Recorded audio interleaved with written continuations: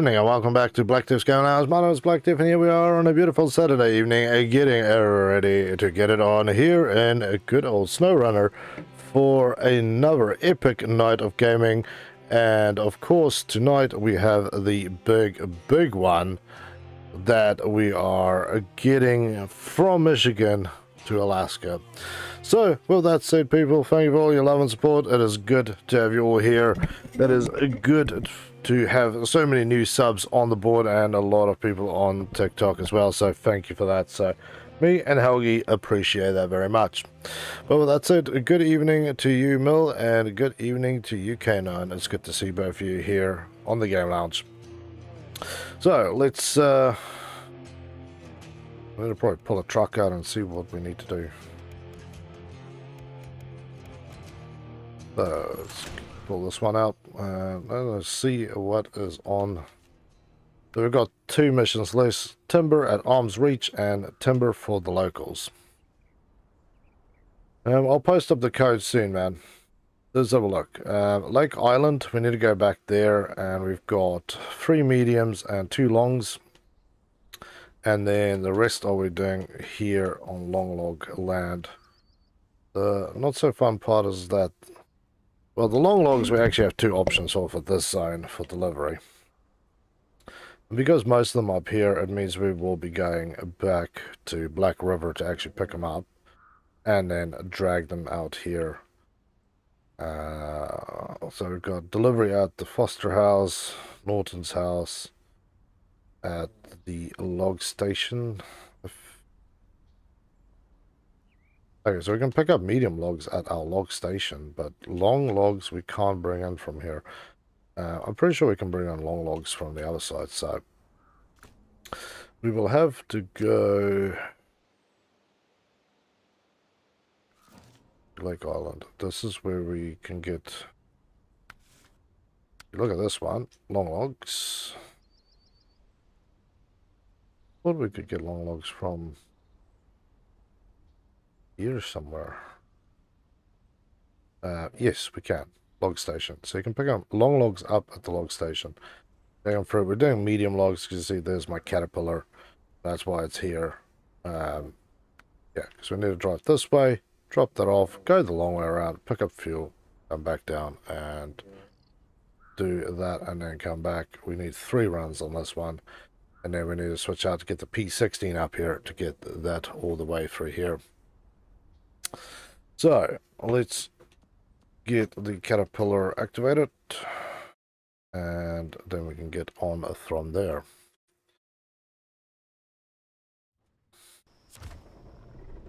There's my truck, and I'll try not to lose this load. Not really what I wanted to do. Oh, now we're going to be doing this at night. So the party code to join, because this is open, is this. 3 slots open. Come and join in if you want, and let's have a bit of fun.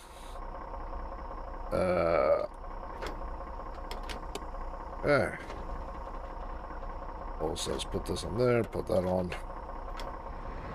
Go.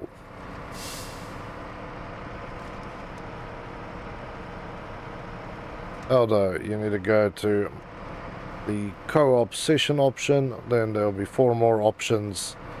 Out of those 4 options, there'll be one called join by code, the bottom option.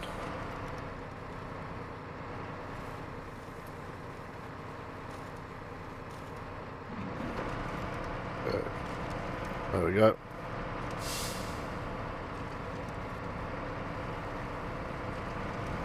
There we go. Yeah, we need to just be careful with what we're doing here, because any sudden or stupid movements will roll this one, by the way.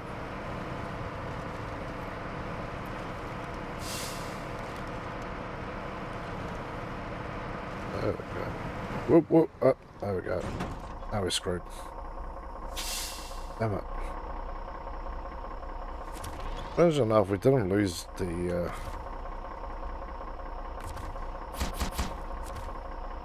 damn it. lost basically everything except that.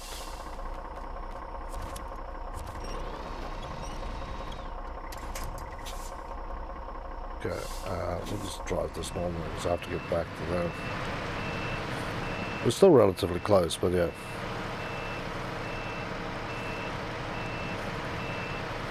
Little annoying. Yeah, I love my cat, but I have to say it's not the best thing on its own wheels. It likes to kind of roll over. I've had more than a few times now where it's just kind of been doing its thing and then boom, on its back. Let's just check this out here.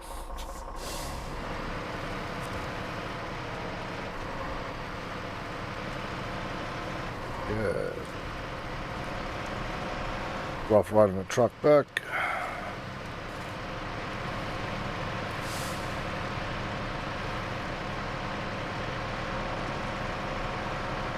Hey, beautiful. It's not, we haven't gone far. It was literally just all the way that I went up there to basically park up.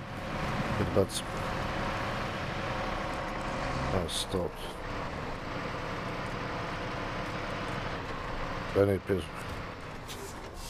I assume so, because this is multiplayer that you will need the multiplayer options for it. Can't confirm as I don't have an Xbox or a PlayStation, but I would assume like most of these things, yes, you are going to need all the functionality to be able to play online. Let's try again. And yeah, I almost had a heart attack today. I was looking at a store. Who sold, you know, all the bits and pieces for DVDs, box sets, gaming equipment. And I was, you know, chumming around there looking at stuff. And I had a chart up, and I saw my steering wheel on this chart, and I think I nearly died. I bought my steering wheel 4 years ago, so we say, make it easy. I paid, it was on special, I think I paid $180 for it, brand new. I had a look today, they are $600, $600 for the same thing. Same model, like there's no upgrades. There's a upgraded model or a newer model, which has a joystick thing here. They're $50 more. I can see it maybe being useful, but yeah, $600, and it's just like, damn. Co-op, right? And there's 4 slots. You click start co-op, and then one will be joined via code or something like that.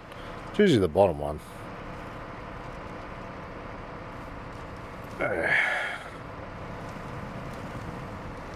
I'm still not a fan of this drive. I have to complete this 3 times. 3 times. At least the long logs don't seem to suffer this. That is why I've got my toe on the gas pedal. It's not even a low, it should actually be a low. But yeah, I'm literally just idling this thing through here. Because I don't even have to flip over like there. Before I flipped over, but it still didn't really flip me over.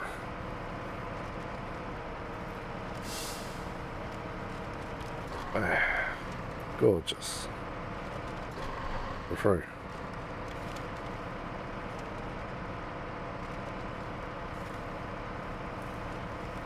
Like, when are you going to be streaming War Thunder?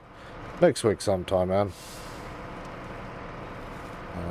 I'll probably get back onto doing some of the event stuff.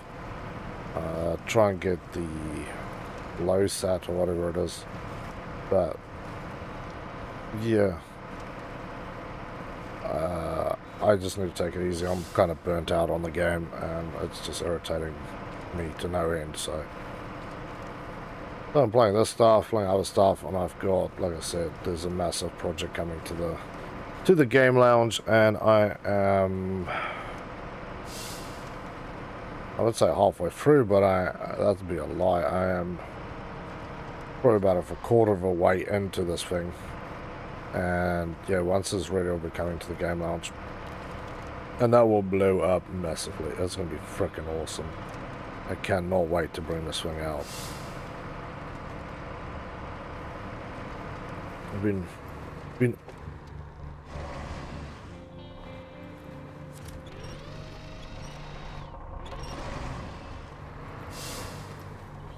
there we go. All of us is just the damn wheels being in the wrong place. There we go. Just gentle over the rockages. No need to take it fast. Alfonso. Or sabotage me. Yeah, I know it's expensive, man. I couldn't believe it. This throwing was $600. It's ridiculous. But it's still the same stock too.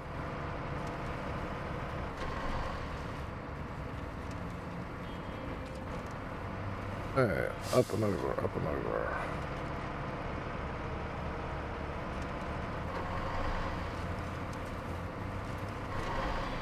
Okay.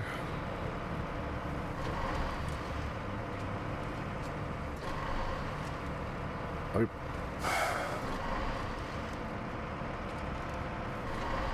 Don't you dare.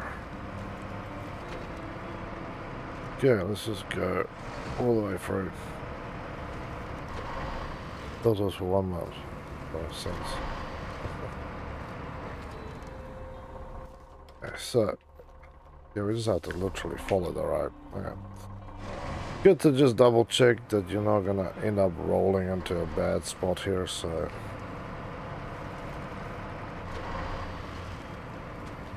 gentle over the lump edge and bump edge. Gentle. Come on.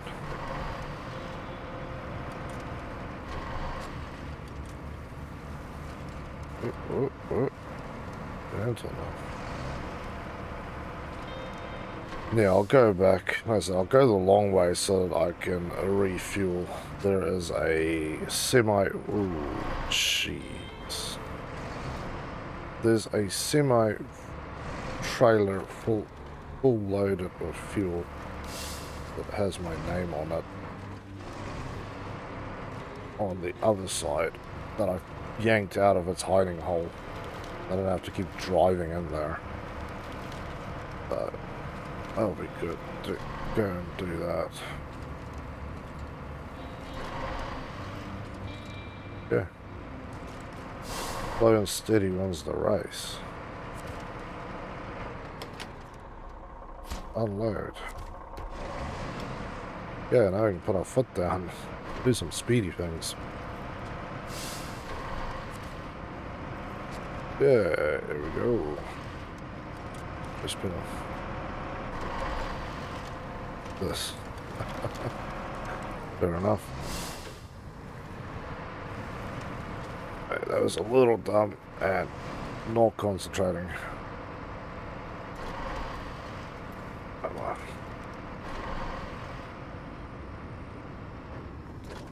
Yeah, this road to bring logs in would be even worse. It looks nice, but it really has some strange lumps and bumps that'll throw you off and probably kill you, or at least tip you far enough that you lose your load like this. This is load losing land. Nay, I say. Hard mayeth. But yeah, I'm trying to kind of rush this truck through the zone. Oh, many more things to do, and I am ready for Alaska, people. 14 streams, and 2 of them were 6 hours, and the last one was 8. Yeah, yesterday when I played it was 8 hours.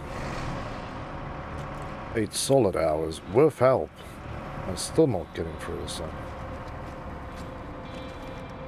There we go. Ooh. Where did this go? Oh, shouldn't be reading stuff.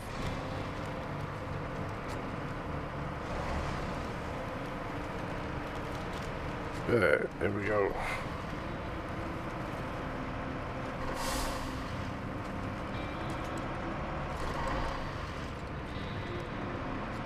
There it is. There she is. There she is. Beautiful. So, refuel. We need. Thing's got full load of fuel. Hugely overloaded with fuel, so it's alright. We'll see how much we use for the next trip, but we should be alright to hopefully not come back here every time, so should I basically be able to complete the next 2 loads without going this way.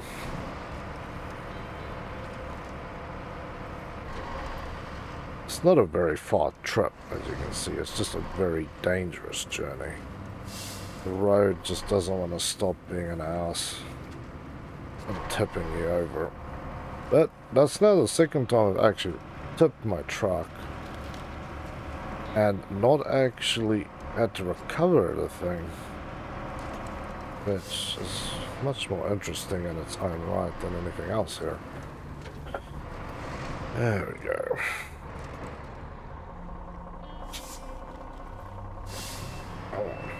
Up you get. A little further. There we go. Not the perfect angle to come down from that side, but it does the job nonetheless. Oh, plus. Good luck, man. Good luck. Yeah. Not home.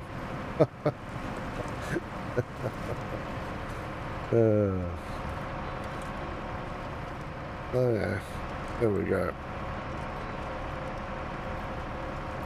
Rolling through here beautifully. No problem. Just gorgeous. Come on. Come on. Come on.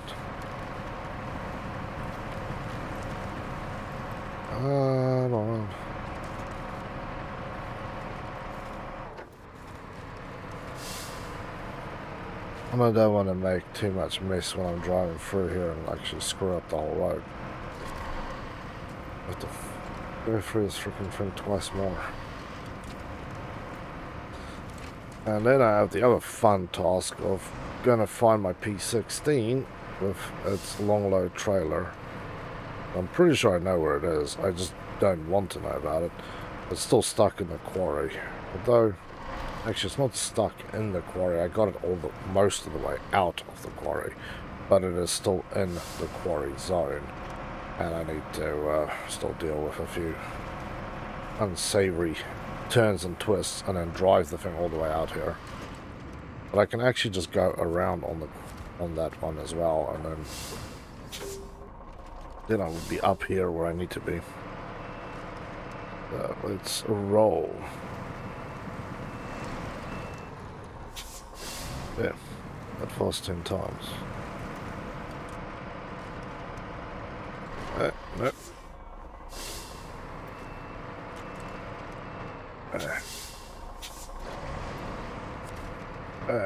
Beautiful.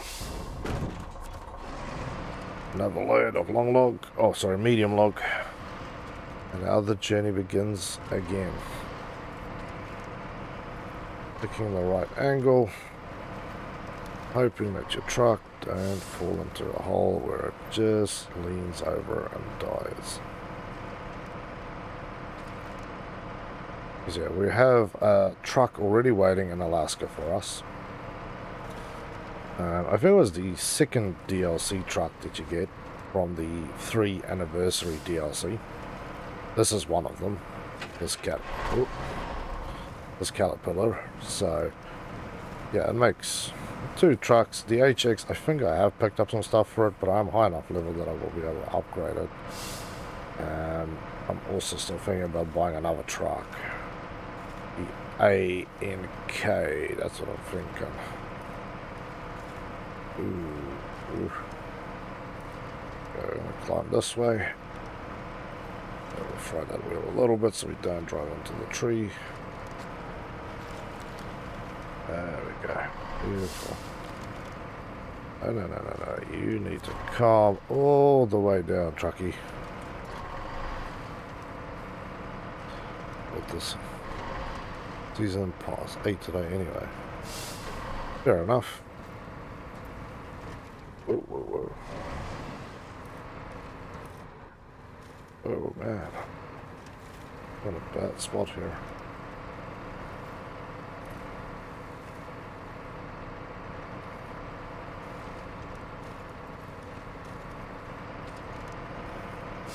Normal things are very expensive, huh? You got something today already, so just be thankful, brother. A few people on my channel who would not get anything if they asked for it, so always be thankful for what you get, brother.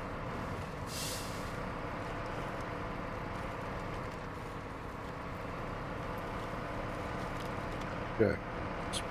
I'll just idle this one through here. This is a nasty zone. Real thing is just, yeah, planning the route. Where do you think you can take your truck through where it's pretty level? The only thing I'm looking for. Don't worry about the mud. I don't care about the other stuff. Is it level enough for me to drag my truck through that zone?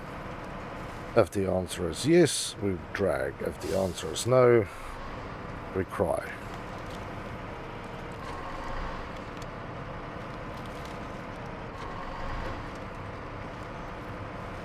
Okay. Give it a little ass to the gas there. Come on. Beautiful. Take it slow. And when we get to the P16, then we'll be running through here at like full speed. It really doesn't matter. Actually, that truck is wide enough that it just hauls straight through. And yeah, unlike this thing where you basically have just these U-brackets with logs sitting in them and tie them over the top. That one has got a U-bracket on the base and then a trailer on the back that you're towing. Although that trailer is particularly hateful, that thing likes flipping you. Not flipping you off, just flipping you over. I managed to flip that truck twice because of that damn trailer.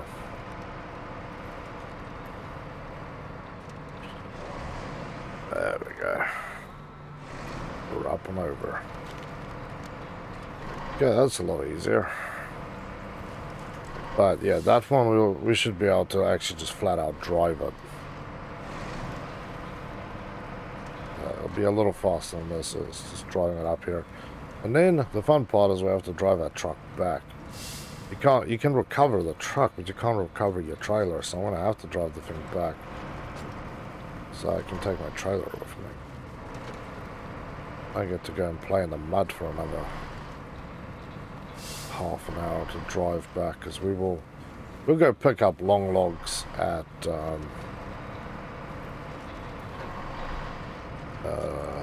Black River. We still have to cross that sunken river too. And I will definitely convert one of my trucks back to a fuel carrier again. So I can just sit outside of the garage. So every time I go past, I can just fuel up. Because from what I checked last time, it was, I think, 200 litres to drive from the garage to the log station, pick up a log, and drive back. And this is without any major headaches. This is just the fuel cost of doing business, apparently. So, I'll need to blow out the suspension. You can see the suspension is already pretty damaged on this truck. Medium logs to Smithville Dam. Okay. Maybe logs there as well. But again, that could be done from there, but I might just pull some mediums out of here, so there we go. Okay, so that's only 60 liters for the round trip. That's pretty good. I'm happy with that.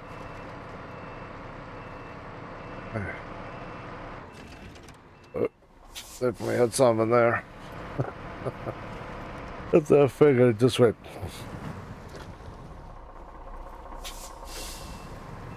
Okay, one more load. One more load. Come on.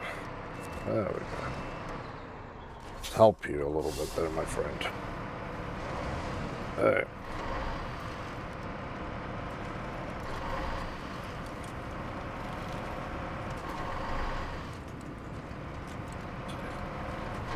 There's one lumpy road.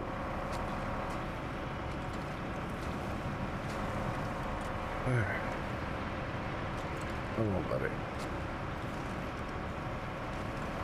Whoa, whoa, whoa, whoa, whoa, whoa. Way too quick, way too out of control there. I only spin the wheels so quick and have so much input into what it wants to do and not want to do.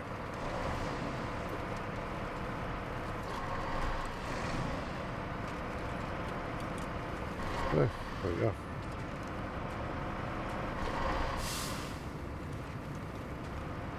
I can feel the wheels like grabbing onto the ruts and stuff, which is cool.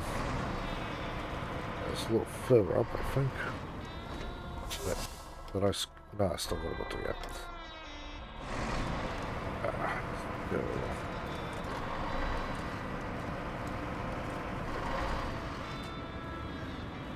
There we go. That's us. That's us.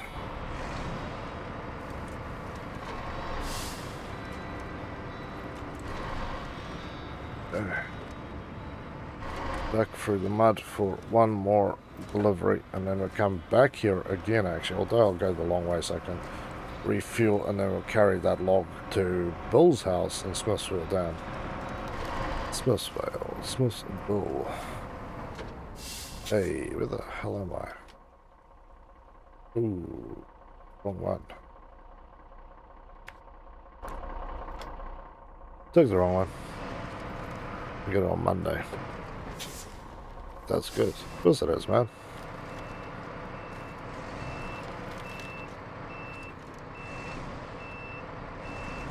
Oh, come on. Yeah. This is why I have to plan my routes out, because you get a little confused here about where you're going. You're going the wrong way. I've gone the wrong way so many times in this game, because I took an early or late exit, and then it cost me 2 or 3 hours of gameplay to correct my mistake, because it's usually a trailer that I'm trying to pull through somewhere, or a load that is particularly difficult, ends up jamming up somewhere, and then I spent the rest of the time. Ooh. Yeah, I'm doing this side out of the truck. I'm not pulling. I have to do this anyway. Right, I'm stuck on a useless tree.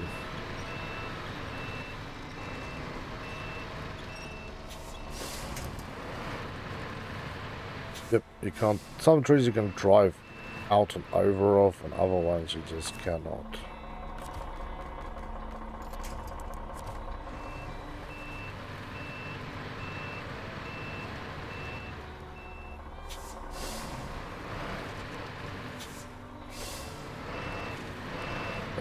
There we go. We'll go. Get the tree.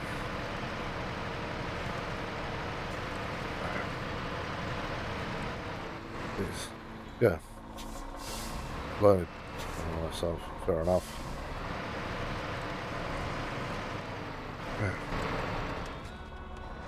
Yeah. Yeah. Minor screw up avoided. Minor screw up in the better.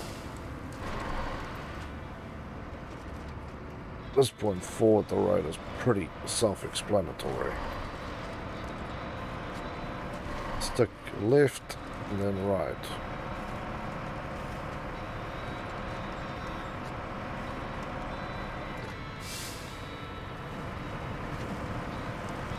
Yeah. Yeah, this is going to be a good run.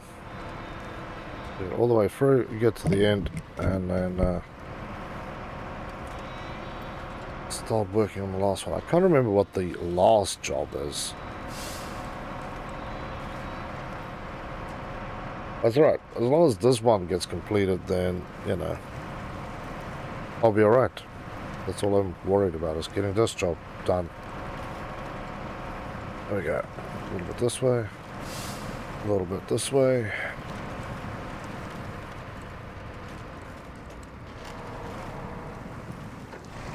That is my... It's it down a little bit. Come on. Push, buddy, push. The back wheel was hooked on a dead tree and a little bit of mud. But I have to say, the cat with the... I think it's all-terrain tires that I'm running on this one. Yeah. Oof. I'm too far off the track here.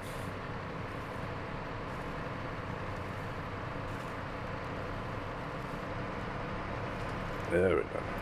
Yeah, the cat with more suitable tires than road tires. All-wheel drive and diff lock, you're pretty sweet. Even just all-wheel drive without the diff lock is already a lifesaver, although the diff lock, there's a couple of spots that you will not get out without it. I don't have any of the winch changes on it, so there's no extenders or any silliness like that. It's just a standard winch on here.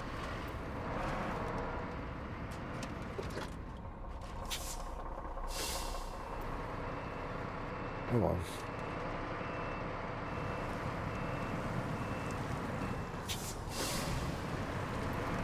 I feel my truck being sucked down there. Not a very good feeling. Really not a good feeling.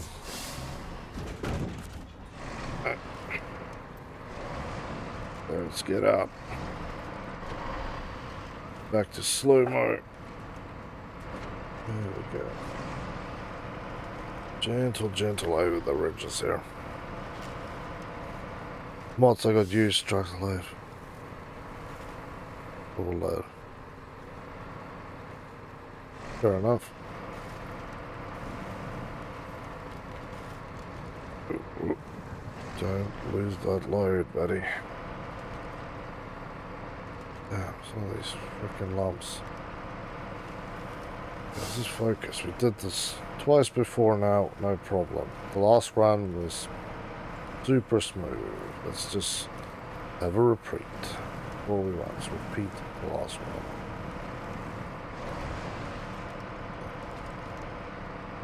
one. Into the gunk we go.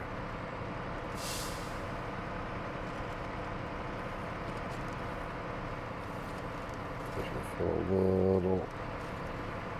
little too far down on the left hand side here. But do that, truck.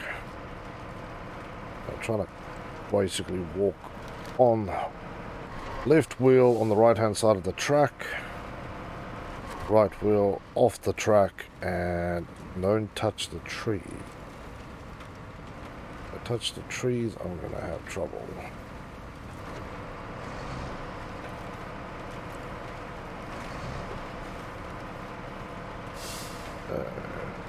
That side. Looking for any pitfalls and just checking that mud again to make sure there's... I know where the deepest parts of the holes are. Because that's generally what kills you here is speed. And hitting one of these spots where it's just a little thicker in the mud on one side than the other side. And then one side sinks in almost completely, while the other side is staying basically level. That with the lumps, bumps and humps and speed Just enough to make that live load move far enough, and then boom, you're on your side. Taking a nap. But so far so good. Almost out of the swamp, back up on the main road.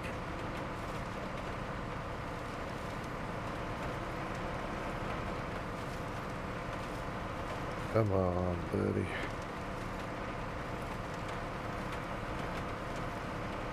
Tracks look relatively the same, although a little bit more to the right.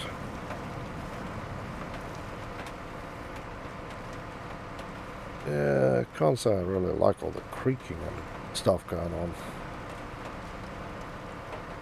Okay.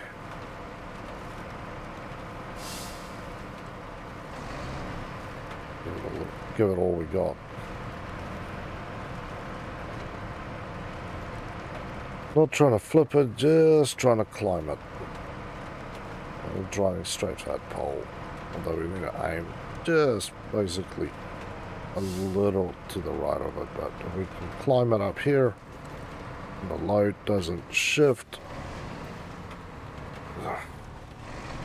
There we go. It's like we know what we're doing or something here. Yeah, beautiful. Yeah.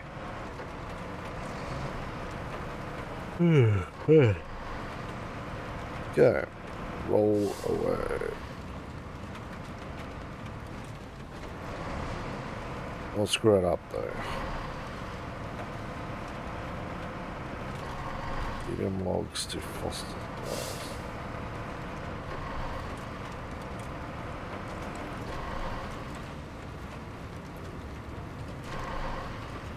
Okay, so far so good. There we go. Want someone to join it, but no, okay. Well, it's alright. You're here with us, man. We'll play with you, even if it is only free chat. Ooh.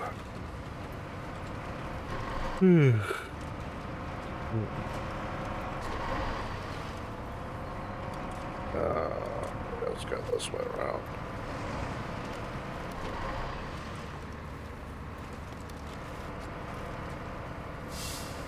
Okay. Back on the road. Yeah, that's why I went last time. I can see my treads. Try and dig through the same pathway again. Same dodgy nonsense on this side. And then we just go through here. Absolutely freaking beautiful. Gorgeous, great, 10 points.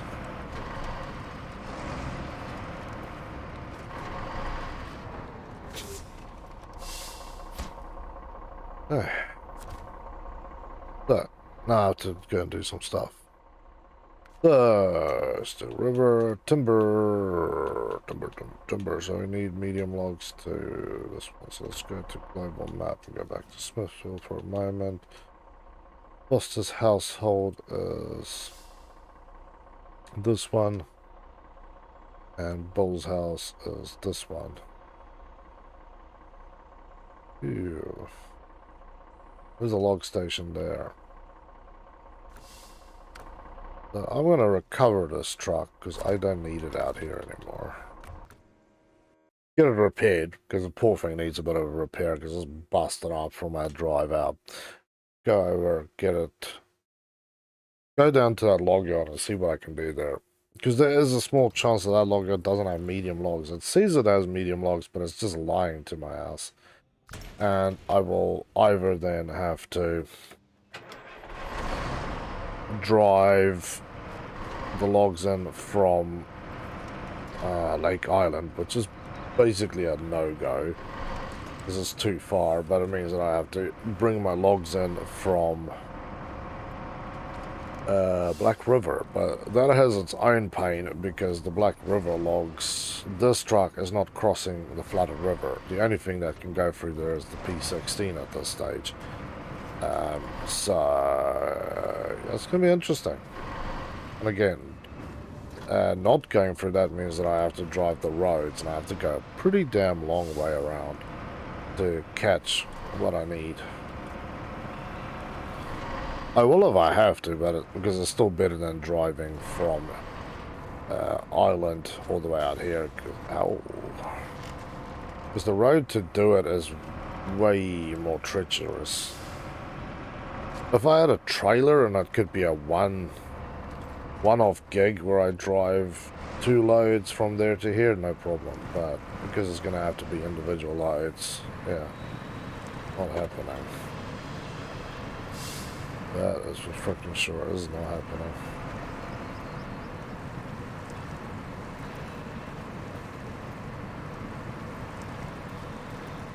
Okay. There we go. We'll put down the oven there a little bit. Tires still hungry from that.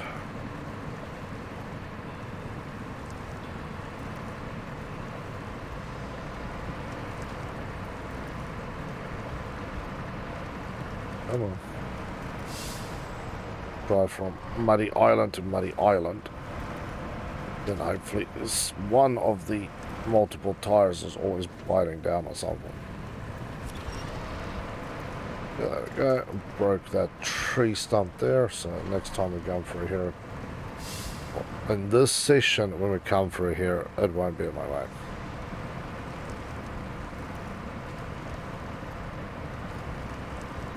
Okay. Beautiful.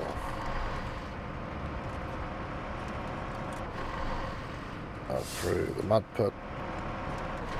Nice. Got through there with a little issue. Get out of this hellhole. Okay, now just up the creek, really.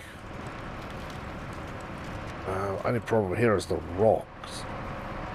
They take out your tires and they will take out your suspension if you catch them wrong. And because I'm not particularly holding back, my foot's flat on the gas pedal. We're running this one. We are running this one.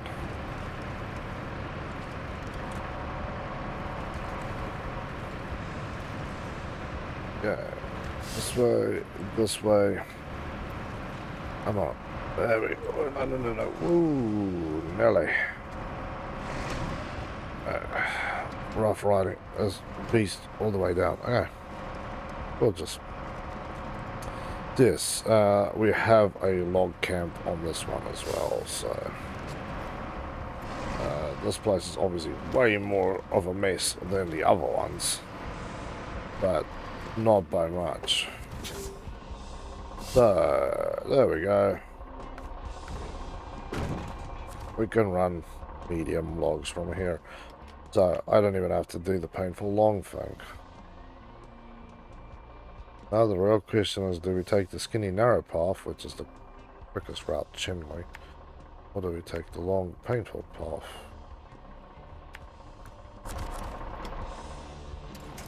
Right. Let's see if we can just drive forward.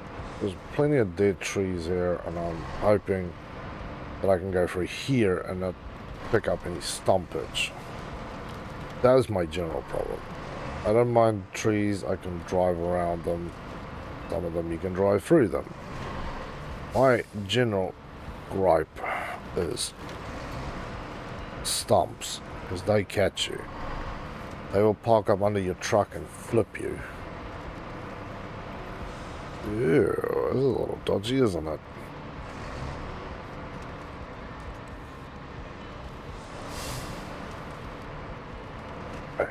Straight up, straight up.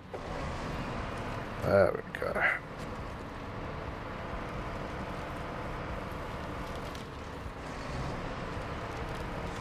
I have to snap off branches here. I can hear them actually busting up. Ooh. Yeah, like...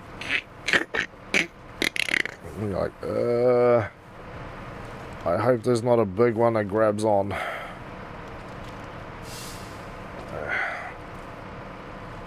It's all good, we're good, we're good. Do not want this thing to run wild and 3 on me. All I do not want. Shh.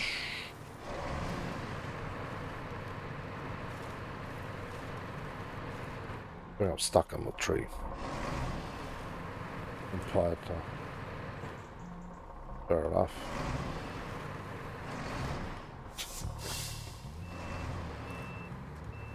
Come on. Alright.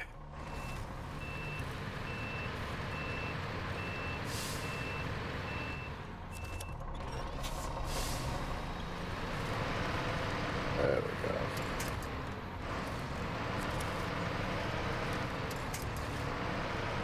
There we go. No. You keep going, buddy. Do not stop. Do not need to mess up here. Ooh. Jeez. This is the part of the road where I start being a little more panicky. See where the hell this dude's house is. Yeah, we're basically driving down to it. Nice kick there, truck. Freaking Kung Fu Panda or something, my man.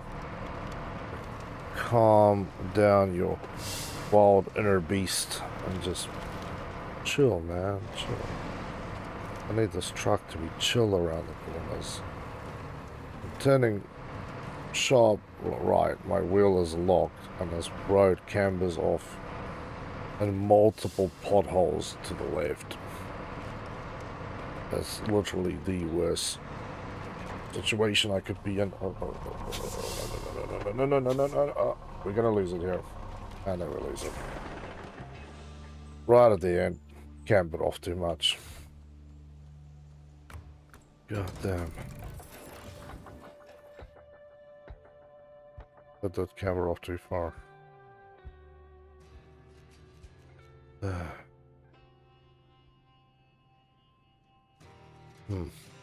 I wonder.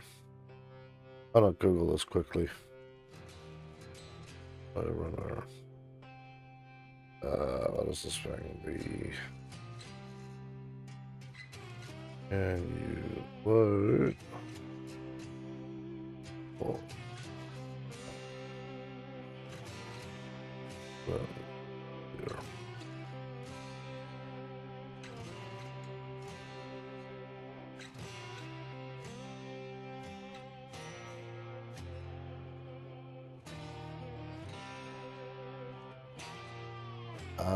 I see what you've done there.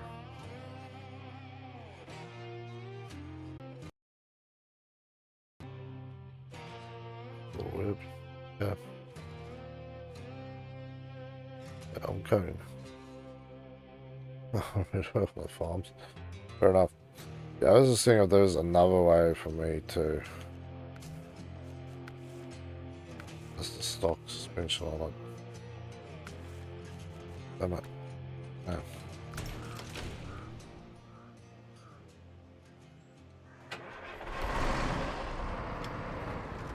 We're still jammed up this way. Yeah, with a little bit more careful driving, you could probably do that last part without much hassle. But there we are. Up the creek. I might have to just drive back and go the long way around. Not that I'm feeling extremely confident about that route either, because it means I have to drive basically back the way I came.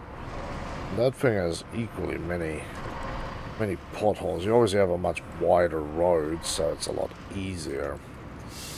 So if I can do what I did before and I don't screw up that last section, then it'll be cool. But there we are.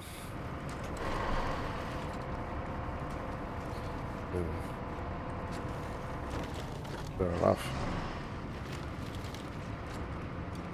Come on. Right. There we go. Get on this side.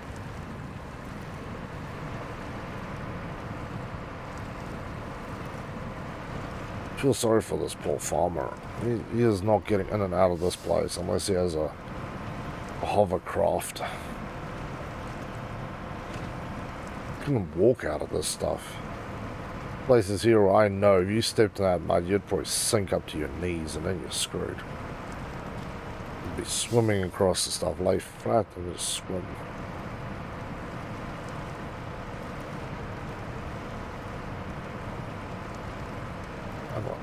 Come on. Yeah. I just want to check this. Because the other option is you have to take this road up there. This one my logs are down there, but it's a lie. Yeah, I can't really say that that road feels that much safer. It probably is. But I have to try, go there, come back over that ridge out there.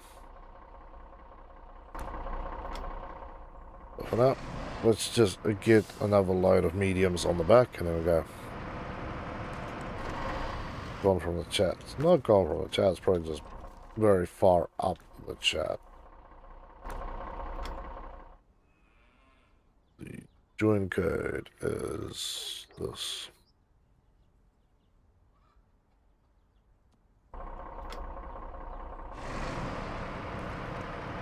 And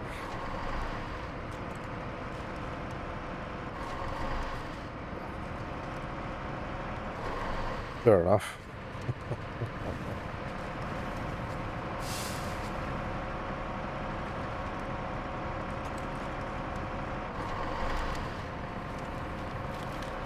So I would basically have to make it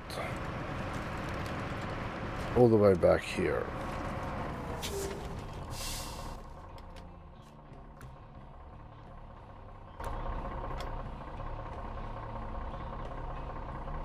Yeah, jeez. There's definitely some unique challenges about that section too, besides looking at this piece of the road to get here from the other side. I could severely screw up. All I'm gonna say is I could really bind this up either way, but we'll do the run, see what comes. I'm feeling relatively confident I could go the other way again and not screw it up. So, do we try and improve on our own stupidity, or do we just go the damn long way? That is the real question. Well, as my stupidity won out the first time, let's not let it win out the second time. How about that?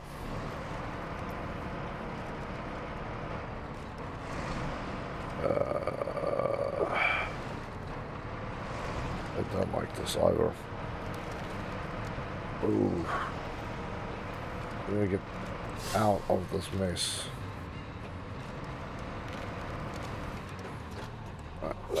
There would be a tree stump, I would say.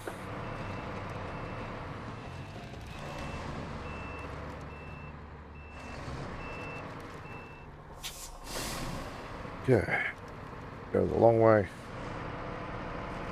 Cross our fingers that this doesn't screw up. Okay. Back on the road. Beautiful. We'll still have... Good. Yeah, you can't actually transfer the money over, which is good. Don't worry. Boosted also runs with that money mod on.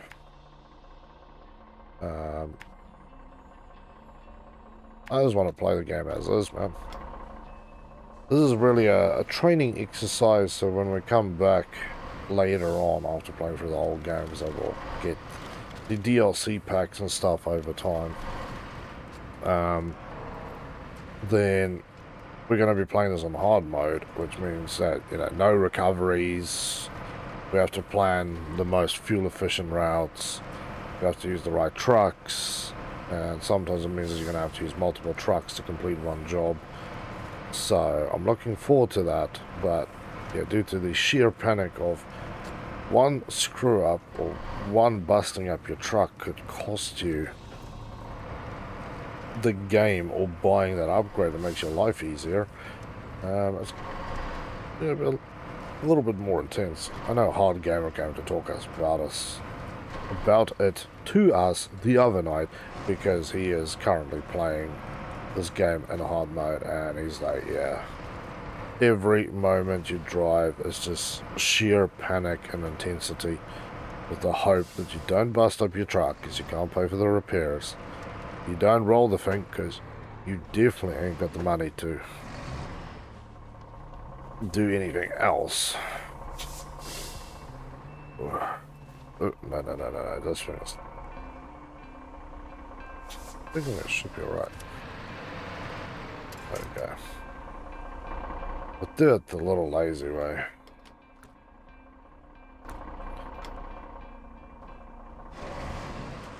And the lazy way is just grab the tree and floor it, or kind of pull it straight for you. Jeez.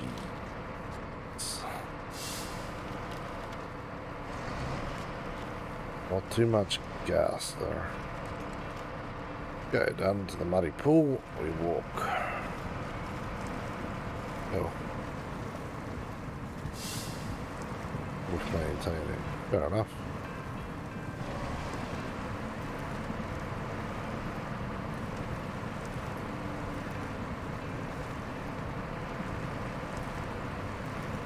Actually, I think I'll switch this out.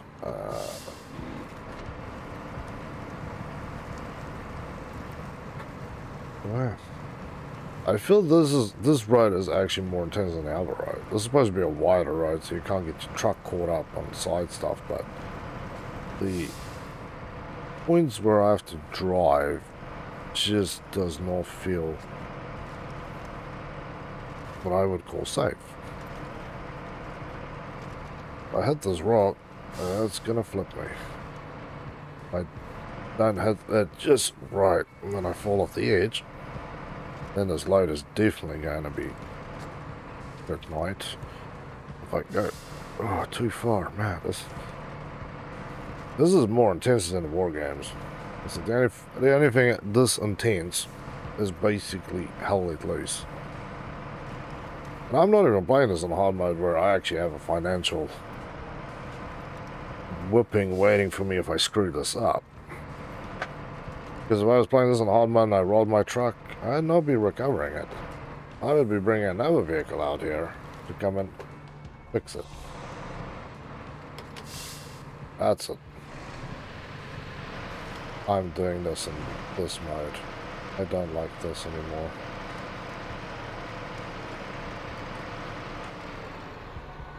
This is why. Good dodgy hell. This is supposed to be the better route game.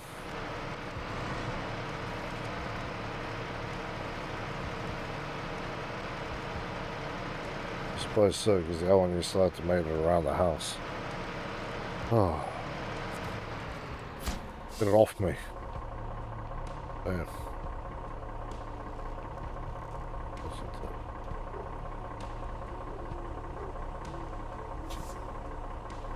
No.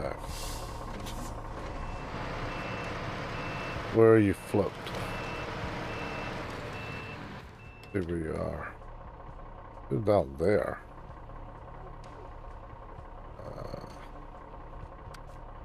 What do I have sitting out here? I'll come and help you. This thing will be recovered anyway, because this will be my fuel truck.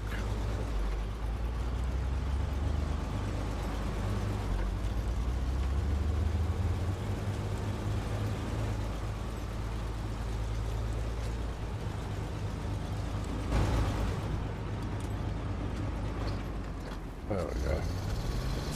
Switch between the two.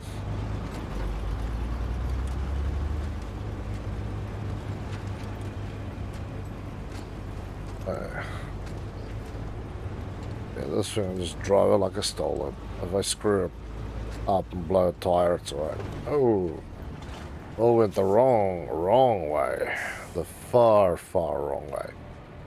Never drive there, man. You drive between the light posts. It's the best way to go. Everything else is just death wasteland. No, let me do it, my man. I have played tow truck enough times, sir.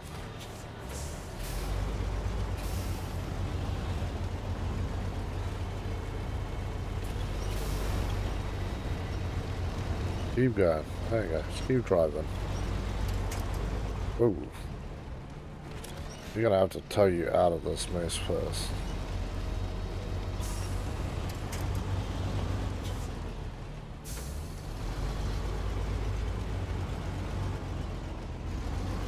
Nice and close, and then we start running backwards.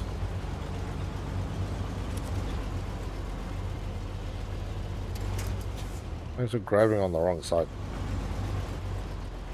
Right, now it's time to... Come on.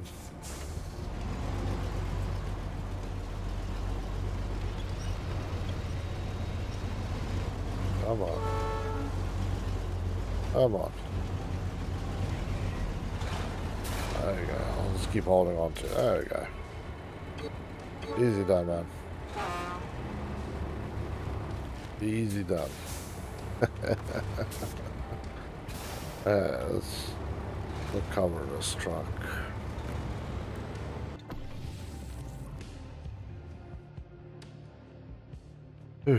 Okay, so global map.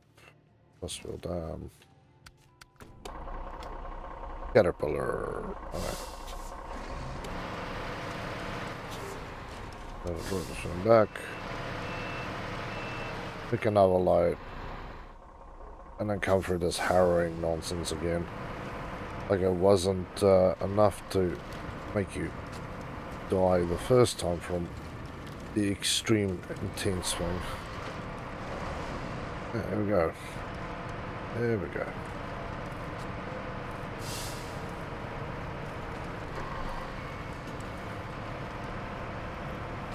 It is easier than the other way, I will say. There is easier bits to this. But the bits that's not easier on this one, it's not even just a little bit not easier. It's like, you're gonna die not easier. There we go, I'll just walk it out. Oh man, stretch my back out a little. Let's set the course for straight. We'll watch the steering wheel. You watch, just keep your eye on this. We usually see there's a strip.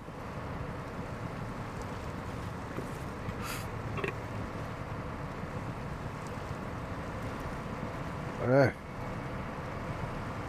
Hey, we're out. The steering wheel is starting to move again, so. Truck does self-drive to a certain degree until you go past a certain point, and then all it basically does is rotate maximum, locking the wheel left or right, and then it's driving into the tree time.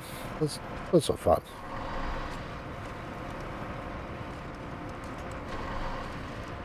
Fair enough.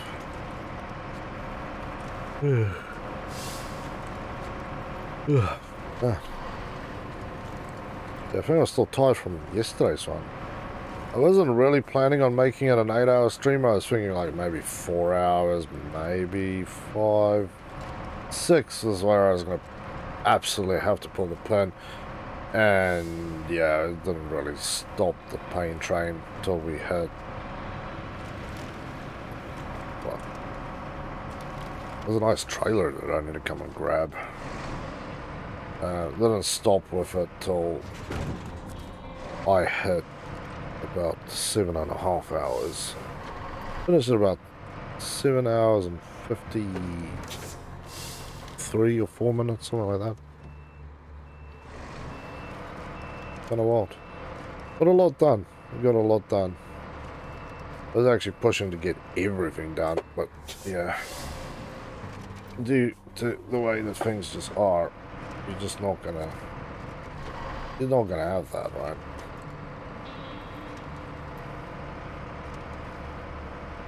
Check. Yeah, the light is still live. Just wanted to check that I didn't lose anything on the back there. Yeah, route plan time. Yeah, we... One there. One there. One there. Well, wait for you to get out of that road. Tree stump there. It's giving me bad vibes.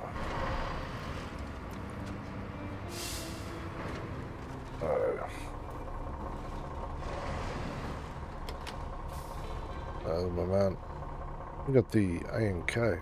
I still want to buy that truck.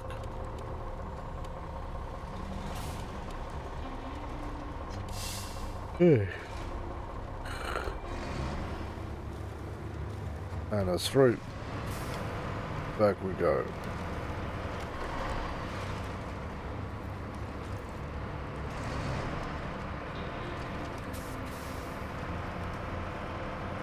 Okay. And the gentle nonsense starts again. This is at least the last medium. Wait. Foster's house. This is Foster's house, right? It just changed.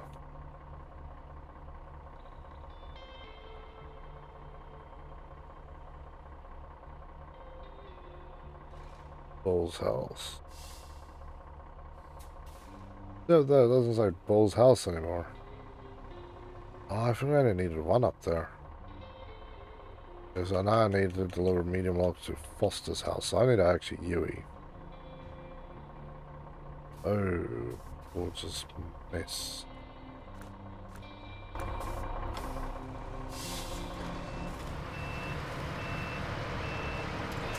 I'm down the hill.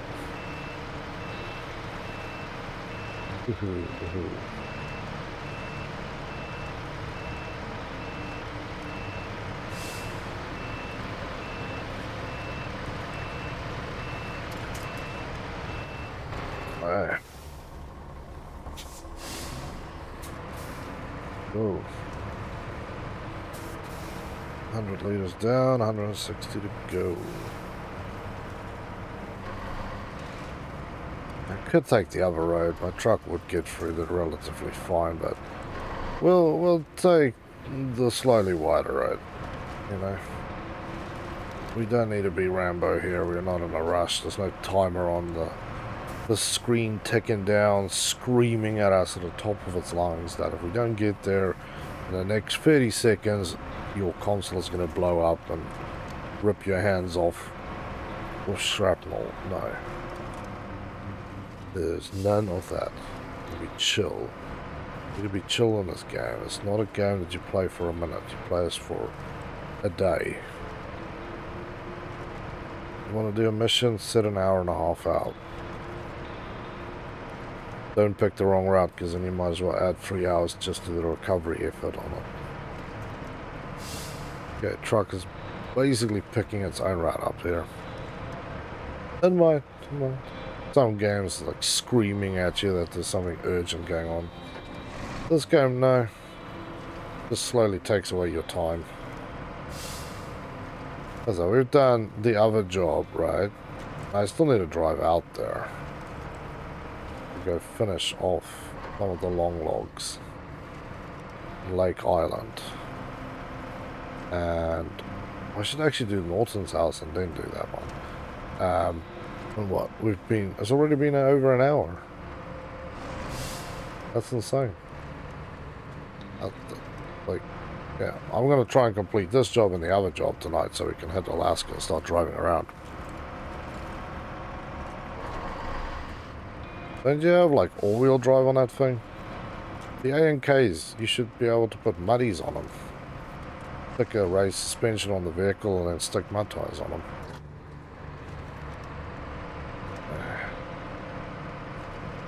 Yeah, you want to go, buddy. Not all the way across though, that's not good. Oh.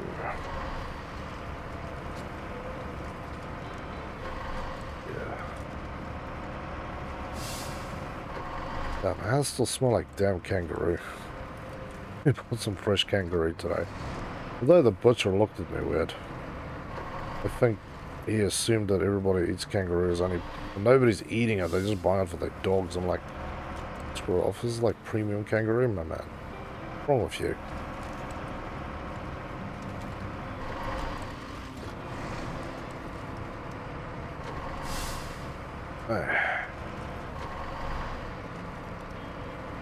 I'm gonna finish this job up, right? With this. Hey, Tar, how you doing, man? Oh, great. Game just poo-pooed on itself. It's good to see you, Tar. How you doing, buddy? But yeah, man. I bought some fresh kangaroo, but yeah, the butcher's just like, oh, I had massive bags. I'm like, no, I needed like 2 kg, man. I don't need that much. And he's like, oh, you're buying it for dog food. I'm like, looked at him, like, no. He's like, oh, it's like mechanically processed, so it's, it's not good. It's just people use it for dog food. I'm like, brother, I've been coming to the shop for like 4 years buying this shit to eat. Now you're telling me it's dog food? Get out of here. It's fresh kangaroo, my man. He's like, oh no, it's perfectly good to eat. I'm like, I know it's perfectly good to eat. I'm not dead. It's 4 years later. We're good. We're good, man. We're good. So, yeah. But it's because I'm making biltong out of it. Actually soaking. It's going to, on my new recipe, 2 days in the brine, and then we'll pull it out and see how it is. And yes, Tar, I was actually thinking about you today, brother. I found a new book the other day about doing curing on your meats, right? And I found what I was looking for, because remember we at one stage had this little conversation. I'm just going to drive it with this. This little conversation about preserving meat in jars, and you were like, yeah, I just need to can it. Well, that is true. It was very good advice, and I thank you for that. But I found the other thing that I was looking for, actually. Oh yeah, I need to probably give you this as well. The other way of doing it is calling confit. What do they call it? Confit. And confit is basically where you take your cooked meat and then seal it in a jar with lard or whatever animal fat you prefer to use. But yeah, I found this tiny little book the other day with all this information. Like, blew my mind. So I'm getting ready to do it. I'm also getting ready to make salami. Okay, there we go.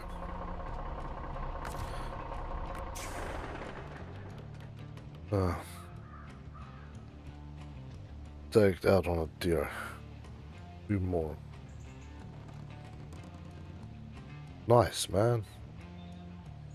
Yeah, man, preserving stuff is absolutely great fun. I love it. So, yeah, I've got a book now for how to make, like, sausages. I got one today, actually. So, dry curing, smoking, salt curing, and it teaches how to brine. Oh, yeah, pemmican. I will definitely have to put it on the list, man. Hey.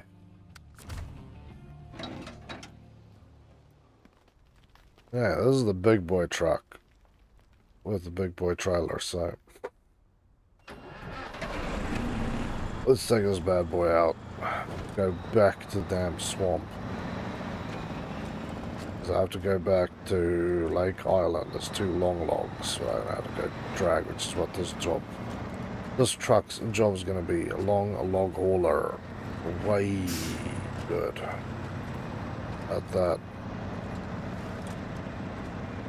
Like it was designed for this job. Well, it actually is designed for this job because it only has 2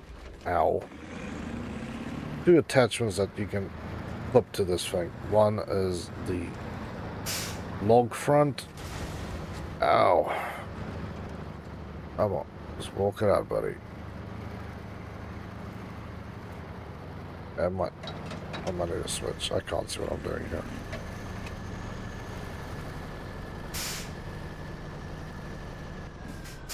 God, I'm never going to get this truck out of this bloody mine again, am I? There we go. There we go. Alright. Because that road actually goes down and I would have to basically U-turn again. I hate this place. I'd have to get another truck to basically pull me out. It's mainly because this dead weight of a trailer is just sitting there like an idiot going, I'm good. They're making some meats to me. Oh, definitely would need to go. Oh, nice, man. Geez, that's good. Yeah, I would literally, where I went, I need to go basically the opposite way. Yeah, I don't want to flip again because it's a stupid trailer, but I can't leave it behind because it's 14,000 for the trailer. Okay, you stay here, truck. You just stay here for a minute, buddy.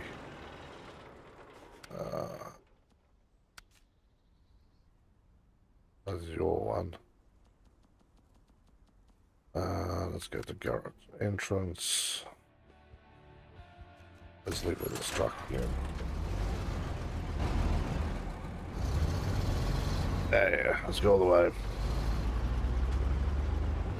Yeah, man, I've got a lot of stuff to go, but yes, I'm trying to make kangaroo biltong. And I've been making biltong recently again. I've made some for the dog. Because it's stupid. I can buy meat and make with all the costs. It's cheaper than for me to cut up porterhouse or rump, and I can get it relatively cheap at this one place than it is to buy dog treats. So she gets that unsalted, unbrined, basically just 100% dried meat, and then we always get a wet brined one with a dry rub on it which sticks to it. And then I don't have a drying cabinet, but I've got a dehydrator that goes into probably for about 3 days. It goes in multiple 8-hour sessions. Perfectly good. Want to do this game. Scrape the biltong. The biltong is basically, think of jerky, except it's full strips of meat. No processing. So jerky, generally, for those that don't know, is you take your meat, you process it into a pulp with all your spices, mix it, reshape it. Biltong is basically, you take a slab of meat, and you can take massive slabs of meat if you want to. Then you can do one or two methods. First one is you just salt it and spice it and let it sit in the salt box. Usually have a big box. Let it sit in the salt and spice. Then hang it up in your drying cabinet till it is however you like it. I like it medium dry. Some people like it like wood. Or you can do what I do, which is a wet brine for a day or 2 or 5, however long your preferred way is, and then you dry it out. So yeah, and it's easy to do, and like I say, you can do it in a dehydrator rather than having to have a biltong case. It's probably the easiest thing to dry, and it works with most things because in South Africa, they basically anything they can hunt, they will do it with. So if it's, you know, springbok, kudu, beef, any of that, and the same method is applied for making drying sausages out. And that you can do anything, because I've had like ostrich sausages and all that stuff. It's freaking good, man. So yeah, you can, like I say, you can do the salt cure. I know people who used to do the salt cure method. Have a massive container of salt and your herbs and spices in there, and then do it that way. Or like me, I have a spice mix. What the hell am I stuck on now, game? Oh. The stick that's I'm stuck on.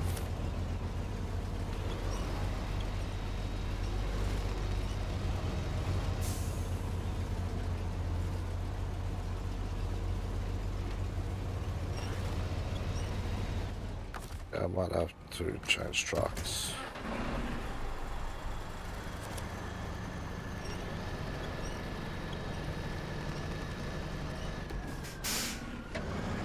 But also, bloody hell, will I take the handbrake off then? No.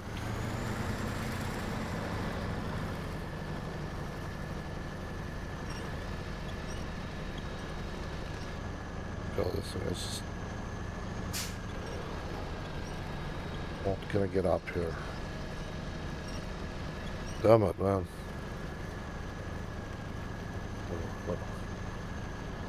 Where's bring out the earthing? Yes. Got the Ubari. Nice, man.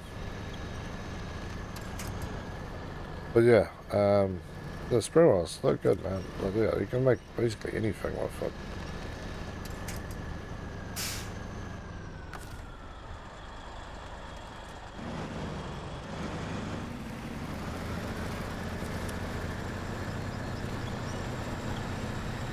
Come on, just get me out of this freaking hole.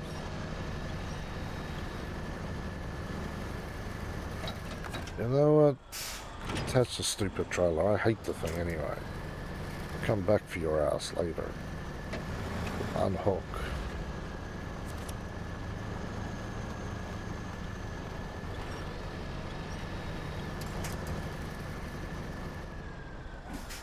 It's not gonna happen.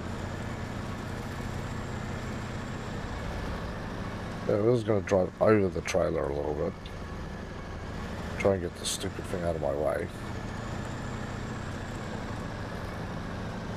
There's got that. Hey, Fiji Bull, how you doing, man? It's good to see you back here. Up. This morning. Nice, man. Good. Later. Fair enough, man. That's very cool.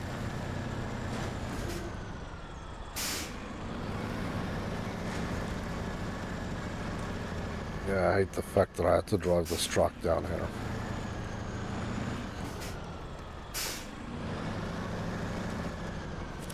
And I hate this trailer.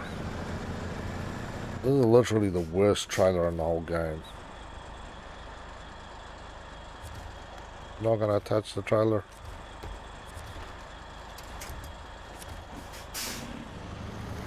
Keep going then. We'll pull it out of here eventually. Yeah, I have to go the long way. There's no option for me. Truck's too wide, not strong enough, and this dead weight behind me has been the death of me several times. Oh, there we go. I'm not even lying. Several times I've reversed onto this. Reversed a little bit, the thing kind of jams sideways and then flips you. You're like, what was that for? What unnecessary evil did I accomplish by having to be flipped by that thing? But yeah. Great truck, just not down there. Right, that's too big. Like even here, it's just... There is an engine upgrade for this one, by the way. There is actually an engine upgrade for this thing.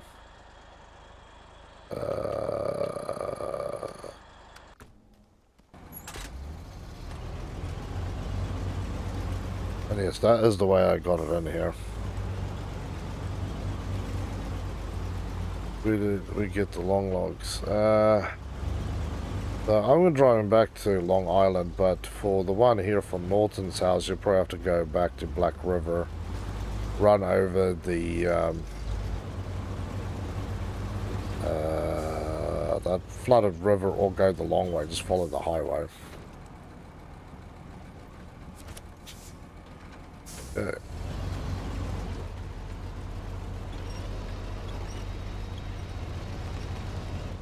How stuck is this damn thing?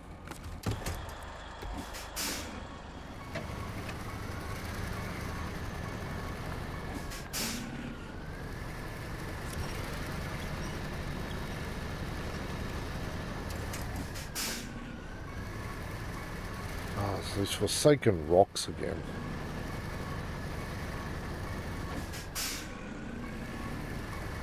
So we're supposed to have diff lock on, but it doesn't work because that metal set of wheels doesn't turn.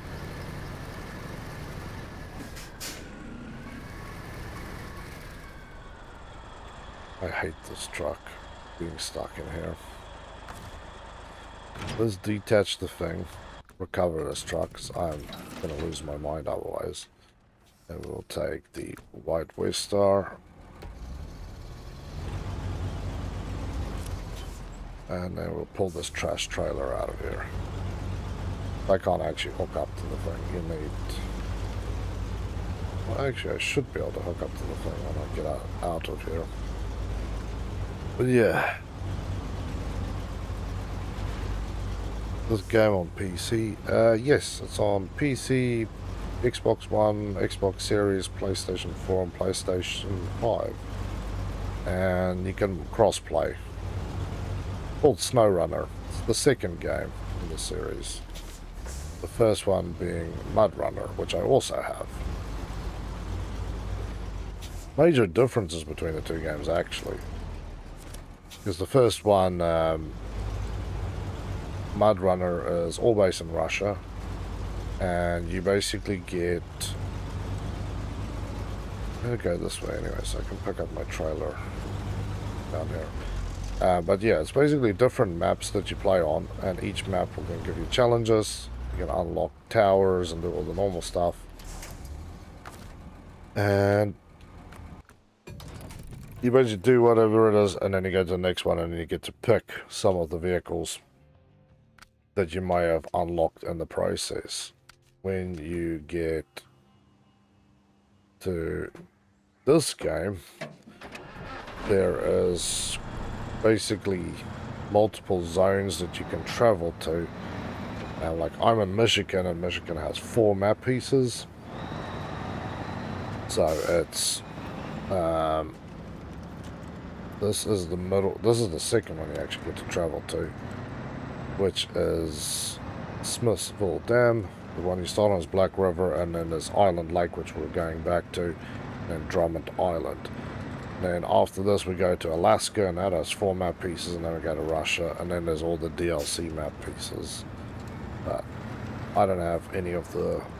I think there's 12 DLCs, because it's 3 years worth of game. So they basically like package them together in year 1, 2, and 3, if you want to get them that way. So, yeah. But yeah, MudRunner is good. I will bring it to the lounge as well after I play through this. I've got 3 of the 4 DLCs, and I think they were 3. That's the strange thing. I'm pretty sure they were 3. I don't remember buying them. The 4th one you do have to buy. That one you definitely have to buy. That's a pain. But it's one of those things. Hey, maybe later. DLC map. There we go, man. Do something, I don't know. Yeah, so we need 1 long log to be pulled from wherever to here. I'm not sure if this log yard here has long logs. Otherwise, yeah, you have to go back to Black River, pick up a log at the yard there, and then bring it all the way to Norton's house. I'm gonna go back to the sawmill on Lake Island, Lake, whatever. Go deal with that little issue there, shall we say. It's doing a fun game, and yeah, I used to play these games way back in the day. Sort of classification of technical driving games. Because there you can see it's not about speed. Like this, the fastest I think I've gone in this game is about 45 miles an hour. But if you do that, you're just going to die, because you're going to hit something, break, like blow out a tire, rip the suspension off, possibly hit your engine on something, which will make the thing stall or break. Yeah, obviously here you don't pay for it, but even if you have to recover, if you're on a map piece where there's no garage, you know, you can add an extra 35 minutes of driving just onto your game because you were being stupid. Wait, the airport is still open. Like 8 hours. Cool, man. That does not roll off the edge here. Me, I'm heading to go pick up my trailer, and then I'm heading to Island Lake. 2 jobs there.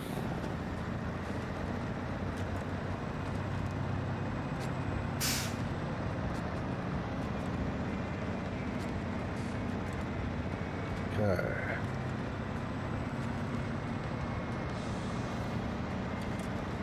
Close. Oh, it's pretty noisy. I'm a bit. Where is it, man?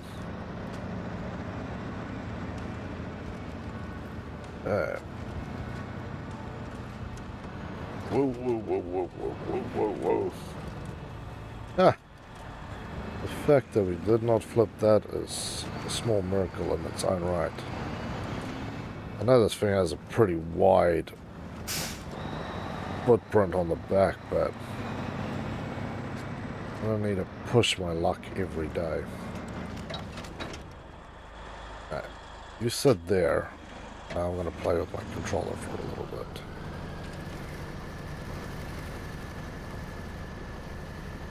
And the ungodly amount of trees in this area that just... Like everywhere else, you can drive over a tree and break the thing. Here, you can't drive onto a log without it basically jamming out. Look at this. My truck is literally sliding down the hill.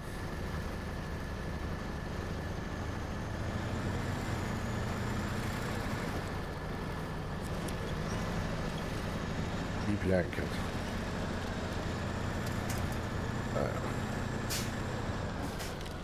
This is why I'm playing with my controller. It's easier to be able to swing around on the outside of the truck. I can change the view left, right, up, and down. I'm here, you stupid trailer. Thank you. But yeah. Very hard to really enjoy what I need to do here. Yep. Oh, okay. Fair enough.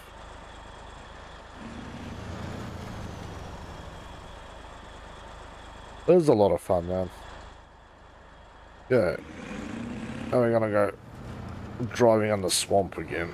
It's the easiest route to get there. The other route is shorter, but there is so many spots there that either my truck's too wide to get through, because this thing is freaking wide, or it absolutely just jams you up and flips you.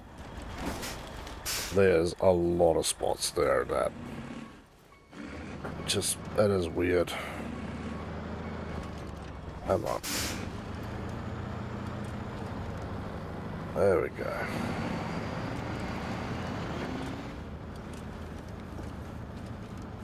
There we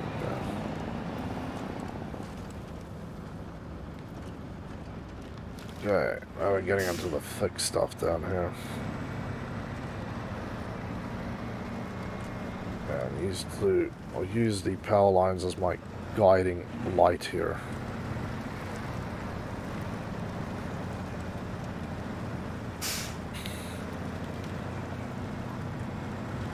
Assuming this forsaken trailer is going to be biting into everything. But yeah, this truck, no problem with the mud. A little heavy on the fuel usage, but no problems with the mud. As long as you stay on what is considered the road here as well, which a lot of times is not easy to determine what is road and what is just gunk. Again, you just kind of follow along this. So I was completely off the road there. On the wrong side of the poles, but again, this truck is wide enough that it doesn't sink into the mud in one spot. The thinner vehicles always find it kind of sinks in. Jeez. Not that I'm infallible to sinking into this junk. I'm really just leaving the road. Damn it.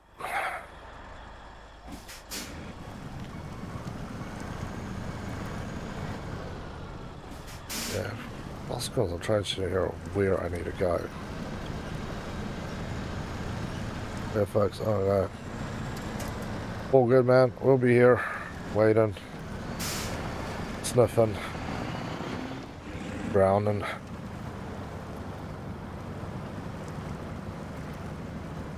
Come on.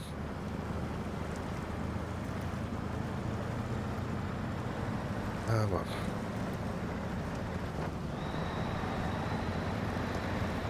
Come on. There we go.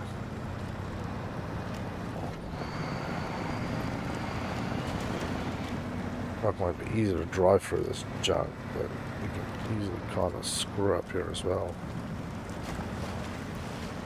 Climb off the road. Once you're off the road, the fun goes away severely. Though this pig likes mud, so we're kind of good. There we go. Been pretty bad with this tonight, I'm not gonna lie. I don't know why I'm struggling so much. I got through this with the cat last time with no problem. My man Knightley rolled through here and he also had the cat, but he had like, I think he still had road tires on the thing because he was just started playing the game. He made it through this junk. This truck should just be bulldozing through this. Not breaking a sweat.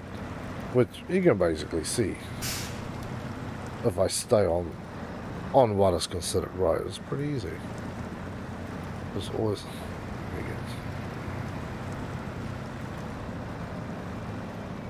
Yeah, it kind of does, man. It certainly does. Come on. This is the worst part. They put like this stinking deep mud pit right here at the end. You're like, yeah, home stretch. If you stop there, you'll actually watch your tires just go. It just drops. Come on.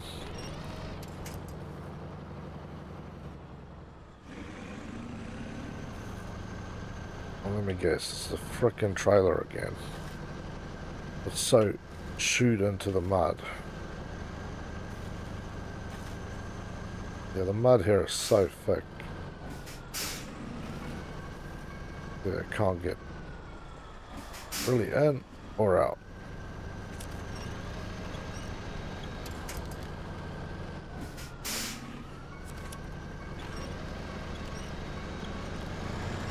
There we go, we broke out to rut.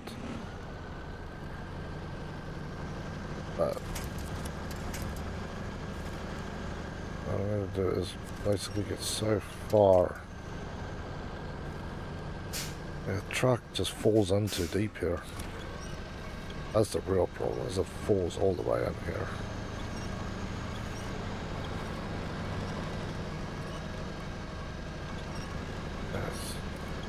Do a little stupidity here. Come on.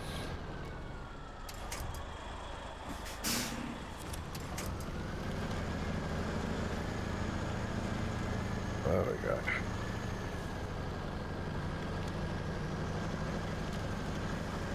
Yeah, that is literally the killer of that whole road. I'm gonna just put this out there, right? I don't think that was quite a good design decision. I think what they did was, because you'll see it when you play multiplayer, sometimes there's like massive pits in the ground, is that the lip between the top of the standard road and basically because they build like these boxes and then they fill it up obviously with the different things that makes the vehicles behave differently in that particular, if it's mud or water or whatever. But the dip there between the two boxes are bloody deep, so you instantly fall all the way in and then it can't actually get out. The boxes, the differences between the two mud boxes are too great. So unless you have a light vehicle that you can basically hit the top and just climb over, or you have to naturally go around, which is what I did. But yeah.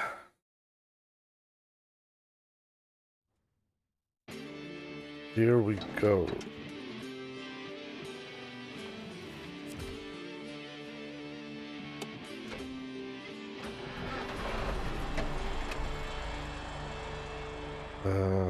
Yeah, let's plan a quick route out here.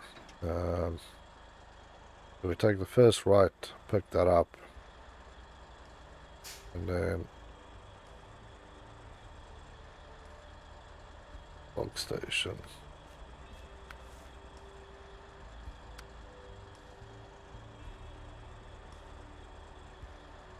I need to drive all the way through to Drummond. That's right, I'm not hauling this crap here, I have to go to Drummond. I could have just gone the other way and driven through the Drummond section. Sort of follow the outside of the road till we get to Drummond. Oh, still on a stick. I completely forgot about that tiny little painful fact that there's no long logs on this one. Though we will go this way though. Mainly so I can fuel up again. Yeah, that's right, you have to go. We could have just gone to drive to Drummond, which is a much easier drive than the... Well, with this truck, the swamp is a pretty easy drive, let's be honest. Gotta go night. All good, man. It was good to have you here, Feasible. Stay safe, have a better one, and catch you in the next stream, brother.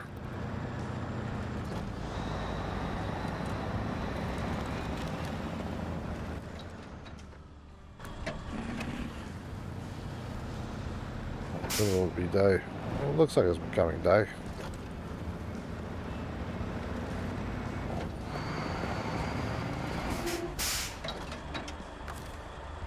Okay, refuel. Refuel. Thank you, mobile gas station. I needed that.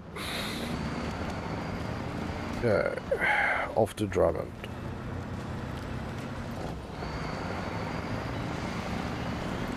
Now we'll see how hard we can push this truck.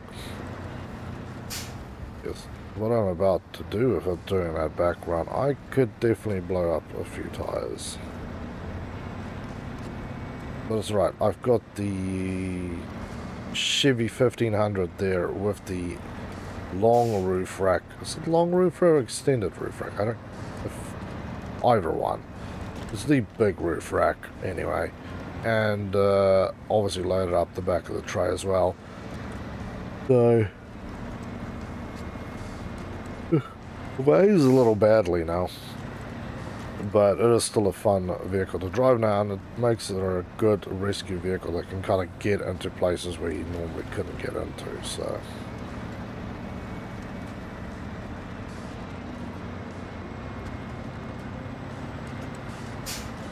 This truck, I was hoping you were going to actually help me here a little bit. Watching this thing just continuously roll off the road. Truck's definitely not in the mood for being helpful or useful tonight. I have to force it to go where I want it to go.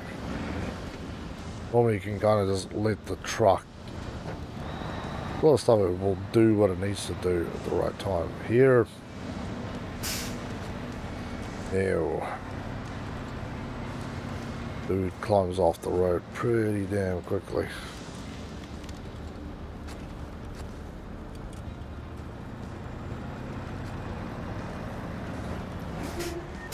Okay, so I need to start tagging roads because otherwise I'm going to miss this junk again. run that one. Okay. A small accident in the garage. Worse. Drive out. I've got a long road to drive. I might have to actually refuel there. Well, the log carrier could be dropped off and then I drive. It's not...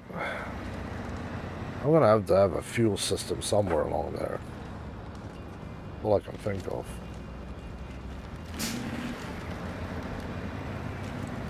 Because on the road, between the 2 points that I'm driving, there is no fuel. I can drive around the corner to get to that one. I can drive down and probably yank that fuel trailer, because there is a standard fuel trailer down there, into the zone. But again, this is last job, so yeah.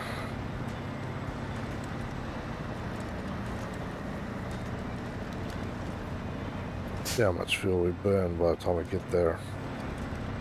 And then I roughly know how much it will be for the return journey, plus a little extra for difficulties.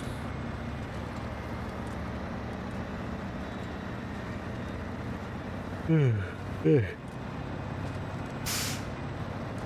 still need one more quest. We're up to 2 hours now. Still jerking around with this one.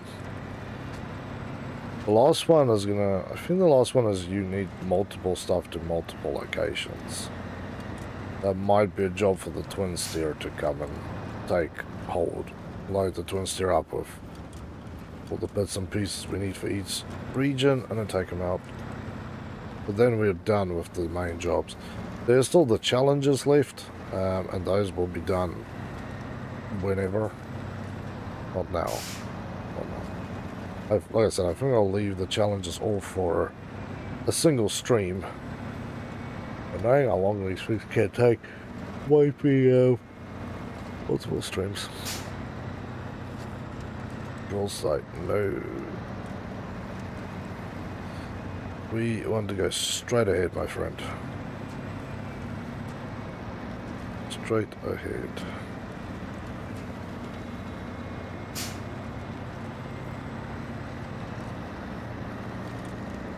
There we go. We got our side up. That's what we're looking for, is that yellow sign.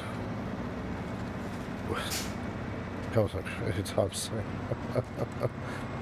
Nah, I won't be, man. I've got a long way to drive. You keep rolling your trucks backward there. Fix it. Maybe get a crane on one of your trucks and just pick the other one up. Without obviously rolling your truck while trying to do it. Ooh, engine damage. Big. Well, I want to go to Alaska so I can get the... there's a couple more upgrades that you can unlock. And that's what we will do in Alaska. Is when we go there, I will take the HX truck that is there, upgrade it. Then we will start unlocking bits and pieces in the zone. What I mean by that is, I will get first goal is to unlock watchtowers, pick up any cars, pick up any upgrades, which say cars and trucks. But yeah, any of that sort of stuff, and then we should be good. Let me do the main roads, because that is a filthy pig if you do not have the main roads open. Taking the bypasses is not optional. Like, there's a few places where I've had to do it where I looked at the option between taking the road, which wasn't repaired, and the alternative route. The alternative route was so bad that I actually parked the job and fixed the road.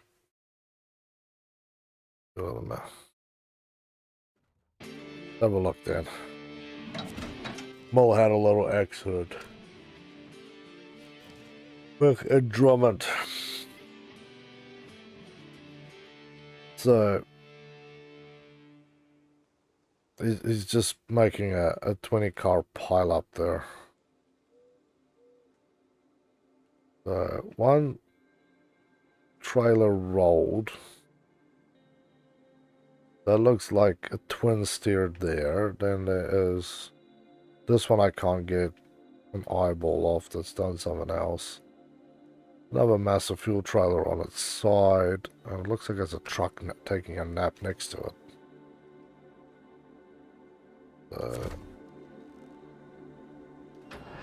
Messy. Very messy.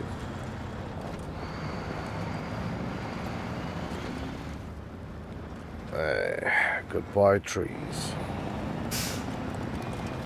Death is coming through, my man. You will move or you will be moved. There we go. Yeah, I'm not gonna make...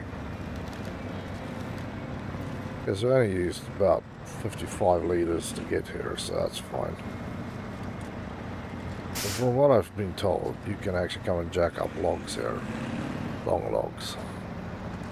I hope this information is not wrong, because otherwise I want to cry. Long logs. There we go. The information is true. Basically just go around the long ways. Jeez.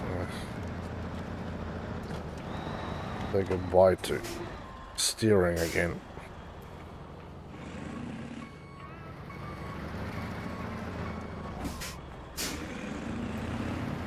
We'll just go all the way around so we don't jam up on the trees, we don't jam up on all the other stuff. Now I have to start driving defensively again. Those logs stick out quite far at the back.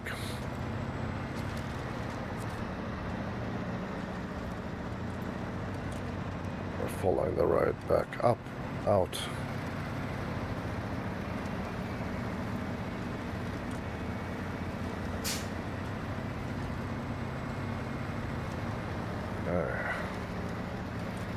Come on. There we go. Beautiful. There. Whoa. Let's hope we don't lose the load. I've not actually lost a long load, but I don't know what the tolerance is for long loads compared to the trailer medium loads. I'm pretty sure these things are a little more forgiving before they roll over. Plus, the P16, you'd have to do something severely stupid to be able to force this thing far enough to make it want to roll over and die. You said.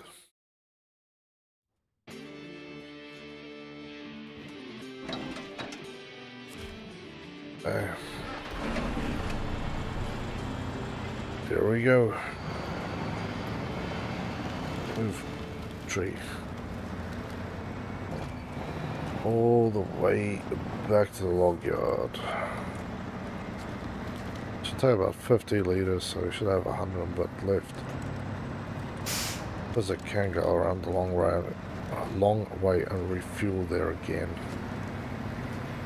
Should be fine. Yeah, just don't like running over the crest of these hills.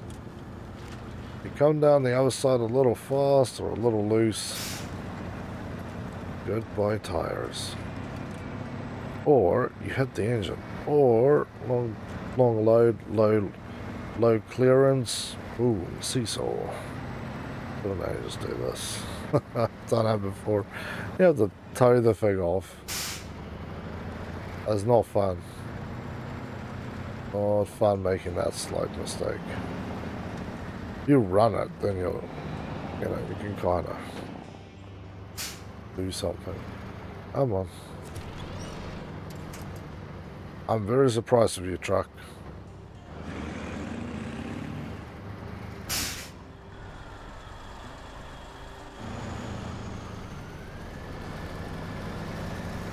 This thing is not making the run. It gets up. Oh, now you're making the run. Stupid truck.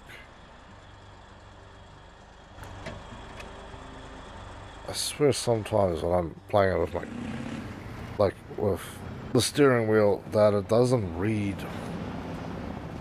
the position of the gas pedal correctly, and it's like, oh, you're just idling up it. I'm like, no, I got my foot as far down as it goes. If it goes any further, I've literally put the pedal through the damn unit, and it's broken now.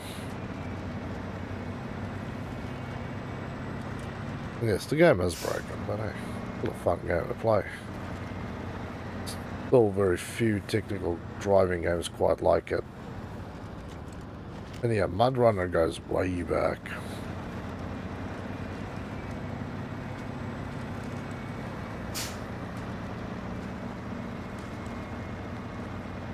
Hey.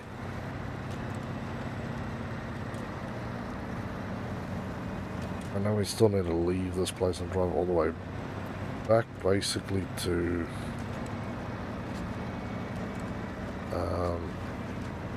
the other side. But I think I might actually make a third trip, just grab another load, and then drive through the other side of Drummond, rather than go back through the island. Go the other way, and then we'll run the highway down. Yeah, I think that'll be the best way to go.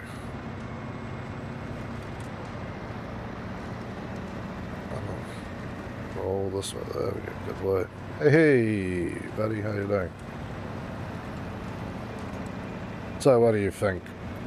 You think there's something for you in this one? I am an island lake.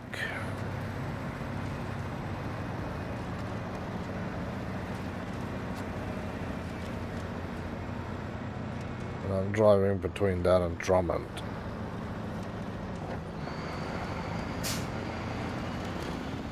Because I have to go down to Drummond's log yard to pick up long logs, as apparently the log yards here only have medium logs, which again doesn't make quite sense, but hey, I'm not going to argue with the game.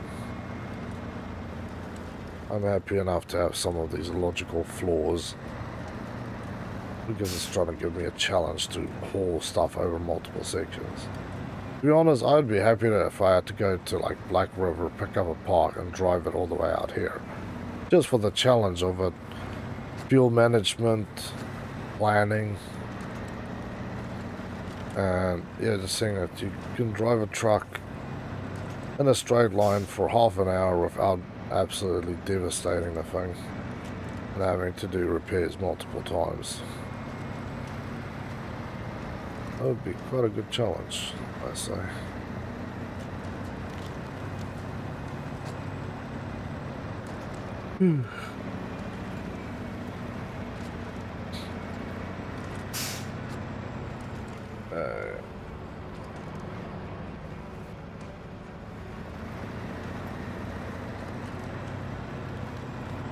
There we go.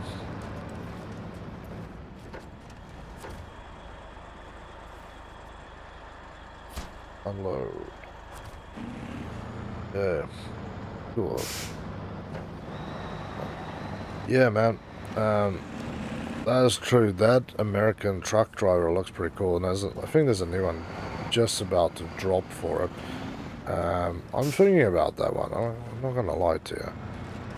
And it's mainly because this game has had such a good reception on my channel, and I'm loving driving this. So now that I got a steering wheel stand that I bought through all my kind donations that people have given me, yeah, I can play these sort of games, and it'd be cool to have. So I played truck driving games back in the day. I haven't touched one in a long time. Ooh. I climbed off the bridge there. But there's no roll this trucky. But yeah, I'm thinking about getting it. I know it's coming out on Xbox soon, and I'll probably wait till it comes down in price a little bit, and then I can play it. But there's a tornado in it. That's kind of wild. Yeah, I'm just going to park up here for a moment. I see Helgi is begging for something, so I'll be right back with you guys. So just enjoy the music, and we'll get on with it shortly.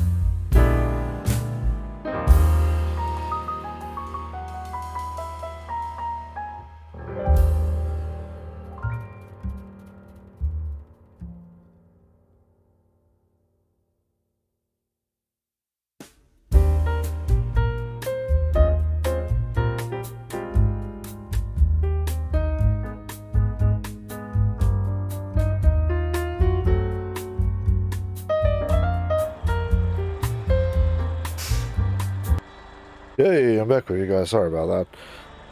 Doggy is all better now. He was urgently begging to go outside and go to toilet, so poor puppy is... she came to tell me, which is good. So that is... if I see that, then I know the poor dog is like busting to go. We did take her out, but she just ran. Screamed me since I've been in 5 tornadoes. That was kind of wild, man. I have to say, Tar, that is actually a bucket list item of mine, man.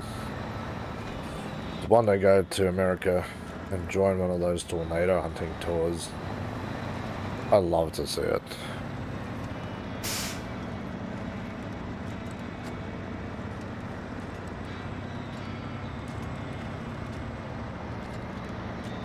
Okay, so we're doing the long road so I can fuel up.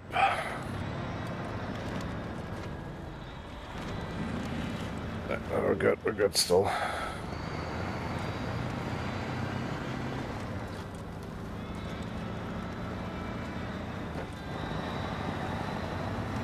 I'll do this twice more. Maybe. Zero left, and there is our big giant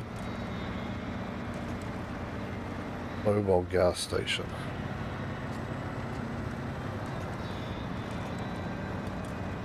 Move the micro a little bit. And let's try not to drive directly into this as well. Yeah, are we close enough to refuel? No, we are not. Refuel. Oh. Refuel. Beautiful. Back off it a little bit. Yeah, this one was actually further up this pathway. But it was gonna... Yeah, it was a pain to get there. So... I tried it actually the first time. I think it was with the P16. To hook up to it because you do need a high saddle. Which is what I have on this truck. But the high saddle is sits too high for that thing.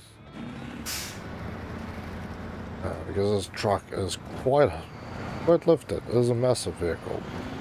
So you need a standard truck with a high saddle, not this truck. So I basically winched onto the thing and then just yanked it all the way down. If I was in real life, there would literally be diesel everywhere. Because those things are very, very thin skin, very thin aluminum. It's kind of like a plane wing, but yeah. This game, thank God, there's not everything has to be that realistic. So I managed to drag it all the way to where I needed it, which is good.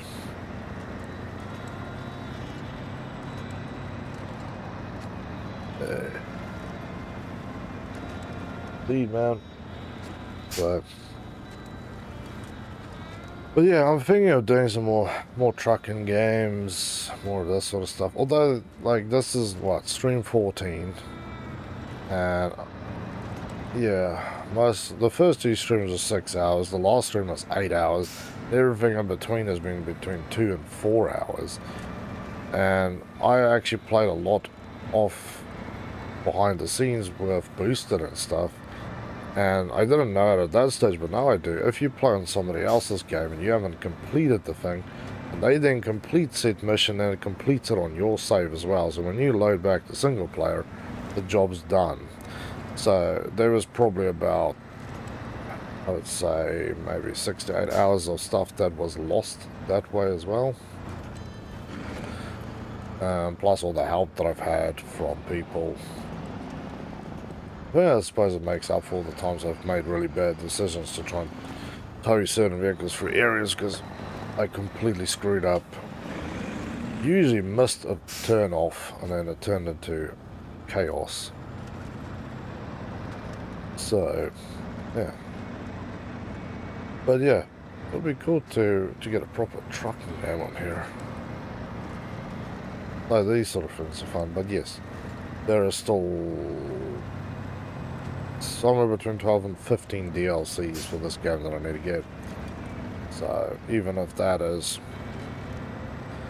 if each DLC gives you, say, a single map, and each map gives you, you know, 10 hours to do stuff on it, that's still a lot of hours of gameplay. And then once we've done it all, we go to SnowRunner to do all those ones, which will take, some of those will take about 5 or 6 hours to do a map. And then we'll come back to this and do it in a hard mode, where you have to pay for everything. Amp up the challenge level and anxiety to absolute maximum. Gonna stay up to mode 4. Wait. Fair enough.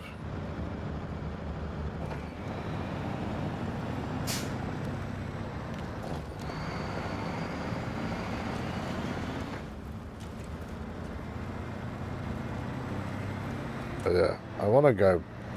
I want to play on the Russian maps because there's this 8-wheel thing with like 2 separate cabs on the front of it that I would love to drive.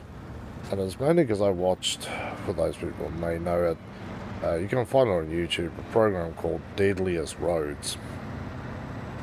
And they show these guys in the Congo. They're driving on these, what they call the highways between their main cities. And it's basically, like, it looks like clay. It's this super bright orange soil. And it is waterlogged, and it literally looks like clay that's been rubbed. And they have to drive these 8-wheel, all-wheel drive vehicles to get through this stuff. But they're in like bad repair, no parts, windows smashed out. You know, this is just vehicles that have been abused over the years. They can't get parts imported for the stuff, or the parts are so expensive they can't afford it. So they would literally have like a driver and like 3 or 4 guys with him, just like a mechanic and just dudes to help out. You watch these guys would have to drive through and just like absolutely, you know, the slogging they go through to get this vehicle between town to town. And you think most of the truck drivers in most countries, you literally jump on the highway and you can basically almost fall asleep because, you know, you're not driving this sort of junk. Amazing, man. That's it. Crazy. But, yeah. It's just nice. Yeah, man, I'm playing on a steering wheel. I'm playing on a steering wheel and a controller. So, yeah. So, yeah, I would definitely want to play with that 8-wheeled thing just because I've actually seen people, as real life scenarios, because I haven't actually been there watching them do it, but, you know, actual people drive the stuff and probably still driving it right now, you know, to try and get loads across their countries. It's amazing where they drag this stuff through. Besides the one brother there who was helping out get the vehicle going. And he starts out, and I'm MacGyvering all these things, but he starts out wearing jeans and stuff, and partway into the video, the man, like, is starting to lose his pants a little, ass hanging out, and yeah, one stays his pants like pretty low, and then he ended the video where they finally, I don't even think they got all the way through to the destination they had to get to. The man completely was butt naked. He just lost his pants. It's not the thing was hanging low and his ass is hanging out. No, he was in his birthday suit. You're like, man, you might have had a hard day at work, but you have never worked so damn hard that you just lose your clothes and you just give up. Like, you're like, yep, I lost my pants. I don't give a hell. This day has beaten me like a dog. I don't need this anymore. Yeah, let's make sure that's low. Yep. But yeah, I just because of that, I want to drive that truck. Plus, driving an 8x8 vehicle is pretty wild, but yeah. It will always remind me of this brother somewhere in Africa. Lost his pants completely. Utterly butt naked. Still messing around in the mud. Because they weren't at their destination. I think they said it took like, that journey between cities ended up taking like 2 weeks. So imagine, you know, for most of us, if you had to go from one major city to another major city, and it took you 2 weeks slogging through the mud. 2 weeks. And it's not like this where it's mud. It's like, this stuff is like bright orange and it's slick as snow. It literally looks like clay. If you mix a lot of clay with water and it becomes just really smooth and shiny, that's what the roads look like. Kind of wild.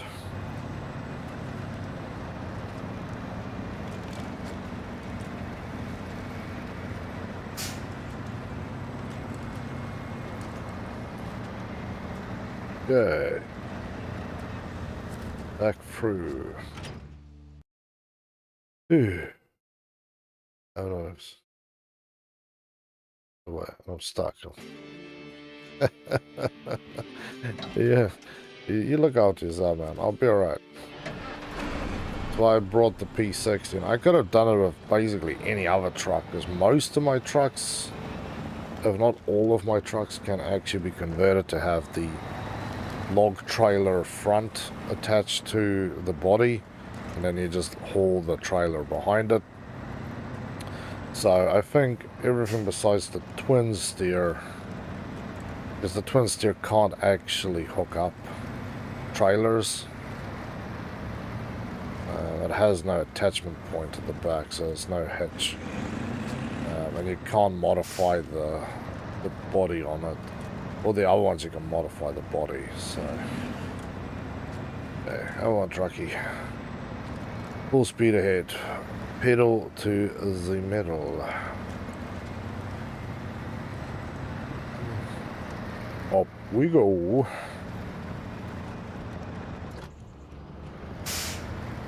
Yeah, let's kick it. You're done. That's gonna be a long time, though. I'll tell you that much. So I have to go deliver these logs, and then I have to drive back there another time, pick up another set of logs, drive through all of Drummond Island, and then I'm driving back and blow my tires. Then I'm driving back to Smithsville Dam to go and deliver to Norton's house, rather than going back to Black River. And then we start the next job, and that's already 2 hours, man. 2 hours on this job. Insane. I was like, we could do it basically like 3 hours, maybe. Then we'll be able to go to Alaska, maybe we'll jam around there, but this is the pace of the game.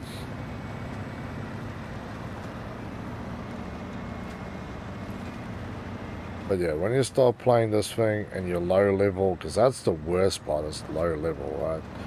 You can't buy certain upgrades like all-terrain, off-road, mud, or chained tires. And you're driving out in this mud and basically a road truck with road tires, no race suspension, no all-wheel drive. If you're lucky and it's like the GMC 9500, then you maybe have... Wait, no, that thing doesn't have diff lock. It wasn't until I got the Fleet Star. Yeah, the Fleet Star came with diff lock, always on diff lock. And that was always on. But whatever. The diff lock on the Fleet Star actually was able to get my ass out of a lot of situations that I would not be able to get out of otherwise.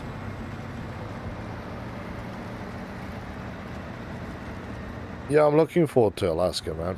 A lot of Booster has started playing on there. He says there's still tons of mud, but there's also quite a bit of snow and ice. And I have a little bit of experience on driving on ice, so hopefully I can put that into practice. Plus I want to see how accurate it is, because for people who have never driven on ice, that is not cool, man. Literally where we lived, we used to get it so cold that like black ice would form the whole town. And I lived maybe from where I was to the university where I went was maybe half an hour walk. So it's not far, you know.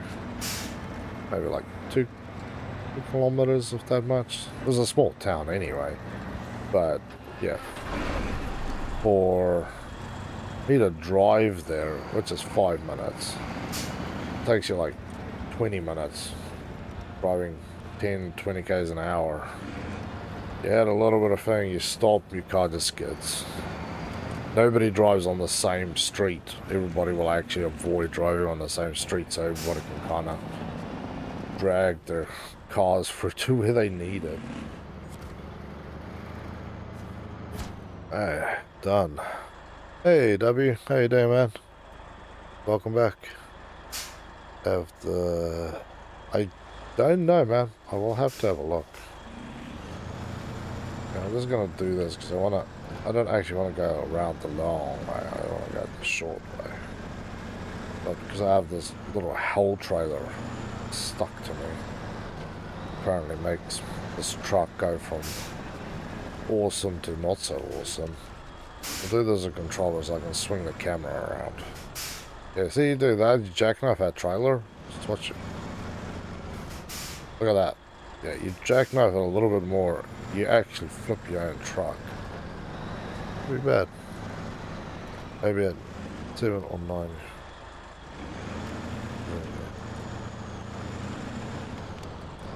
I don't have the DLCs, man. I just have the base game at this point. The only DLC I have is the anniversary DLC, which is free, which gives you the cat and the HX. And that cat is freaking awesome, by the way. Especially once you can add mud or all-terrain tires, and then at level 13 you get all-wheel drive.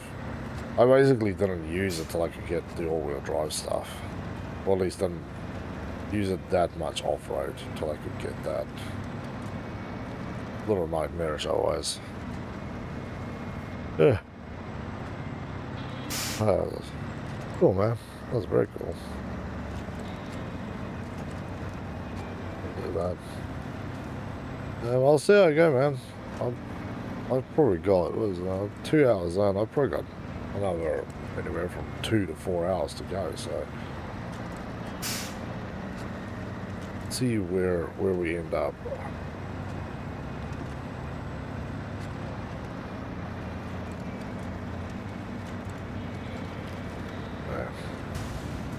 Oh. Put the tire and suspension on something there. No idea what. Might have been a rock that got jammed between the twin tires, and then they just, yeah, make a bit of a mess. Or it gets hit by the body and basically shoots the rock out into the tire and then blows the suspension at the same time.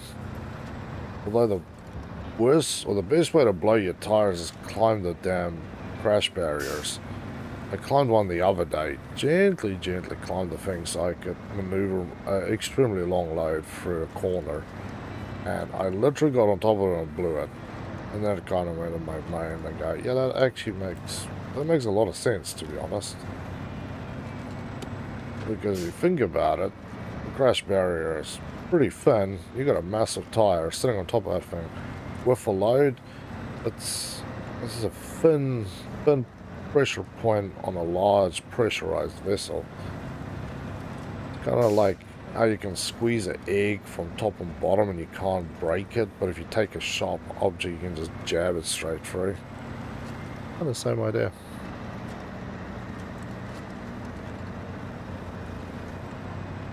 Come on. Come on.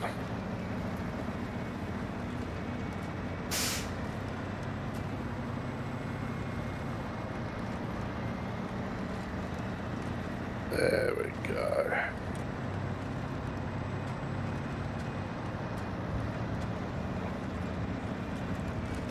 Running on a roadblock like crazy, man. Whoa! Should be reading what's going on.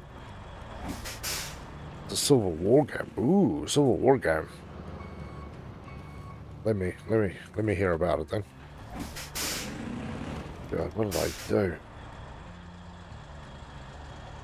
Oh, that's right, I am running without a load. It's alright. I was being cautious because I thought I had a load on me. I don't have no load on me.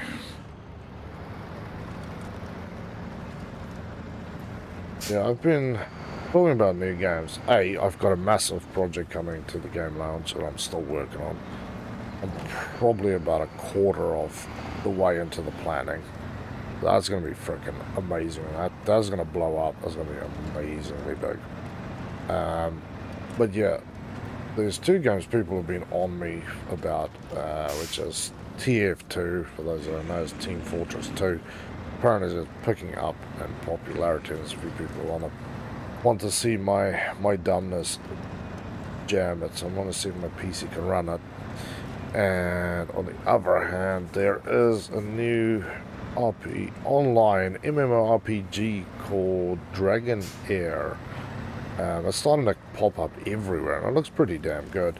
It's on Android, iOS, and PC. So I'm going to try and install that tomorrow on my PC and see if I can run it.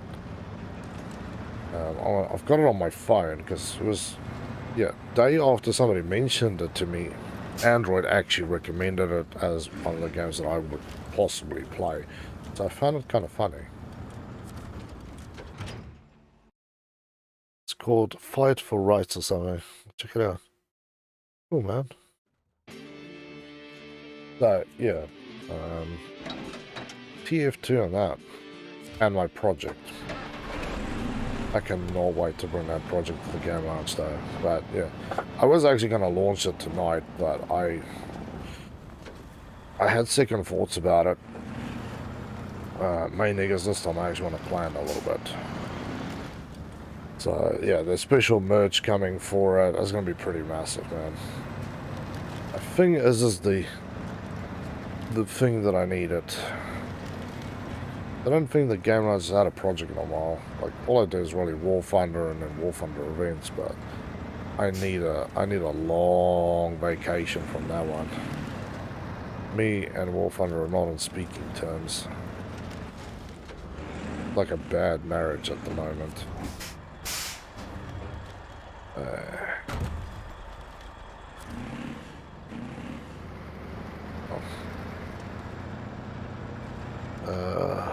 War of Rights. Cool. I'll have to check it out. A Civil War game. I know as much as just about everybody else outside of America about Civil War, the American Civil War. Like movies, TV. I've watched documentaries and stuff about it. There's a lot of interesting things around there from a technology standpoint. Not so solely the political issues, because I really just do not give a shit about politics. But there's plenty of interesting bits there. What is the problem now, Bucky?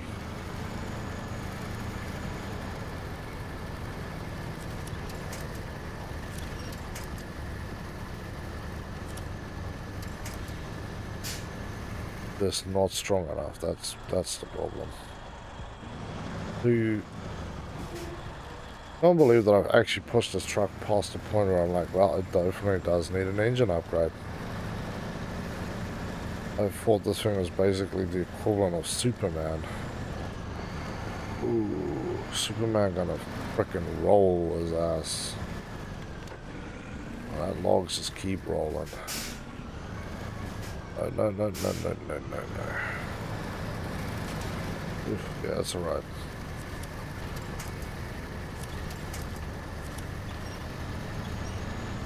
Just keep doing stupid stuff there, man. There we go. Logs are back on the road.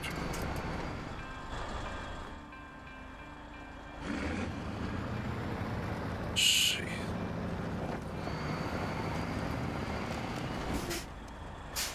You haven't. For a union. That's cool. Stuck no wins. I want to walk around. I was gonna put chat, but well, there was about so yeah, I've been watching, like, I watch it from like the standpoint of like the weapon technology that was used, you know.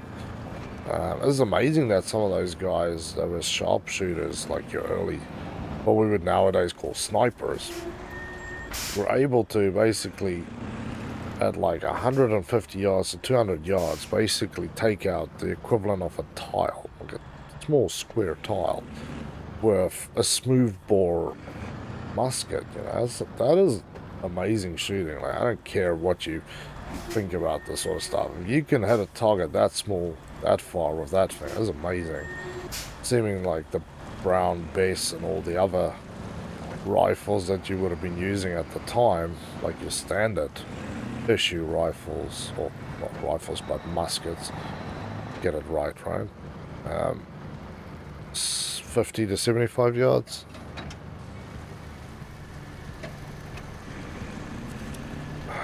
Great. I was playing with somebody the other day and they dropped logs on this road.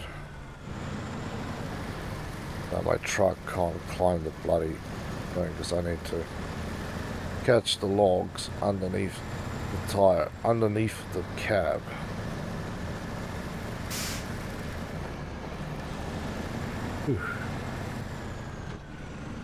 Those technical whips are, yeah, it's amazing, man.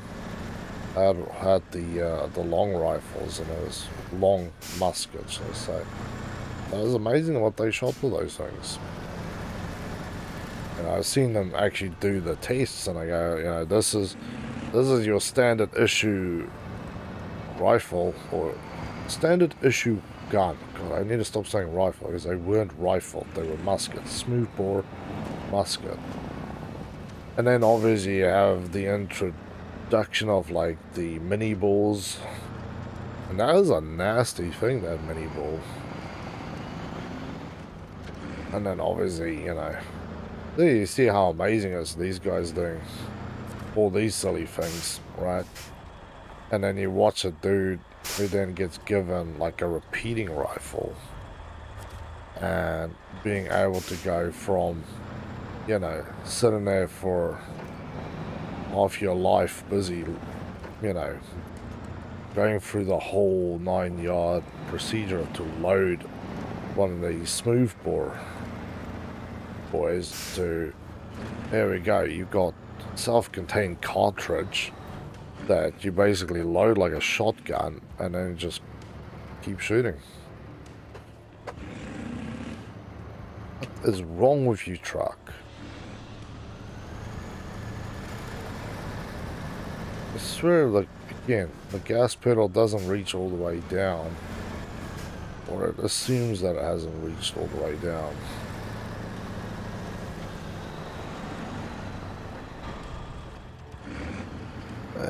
I flipped.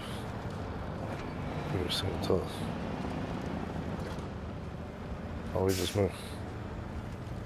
Got this one and another job to do, man. So I've probably got another couple hours just on this one. I'm playing the game for people who've never seen the game, man. I play all the missions. I screwed up and there's a few you would have missed. But this is a complete playthrough. It's my style of playthrough. Black Tips Gaming Lounge special. Playthrough from my opinion. Somebody who doesn't read anything. I'm playing this like it's, you know, old school, 1995. That's how I play it. If you were lucky, you had a guidebook. If you were like everybody else, there was no such thing. No such luck. You just had to figure it out as you go. That's how I play my games. Old school playthrough method, man. You played the game because you loved it, because you didn't have another game. You got one game a year if you were lucky, and you made that game fun. You did everything, you're going to go back and find something else to do. That's how I play it. I will only, if I'm really screwed up stuck, then I will go to a guide. And yes, I would love to have guidebooks for all these, but man, guidebooks are A, becoming a rarity, and B, the ones that are around for some of the games I do have is incredibly expensive. I think the last guidebook I bought was for Pokemon. That was just because I got it cheap. Yeah, you can meet you there, man. There's the ball sunk.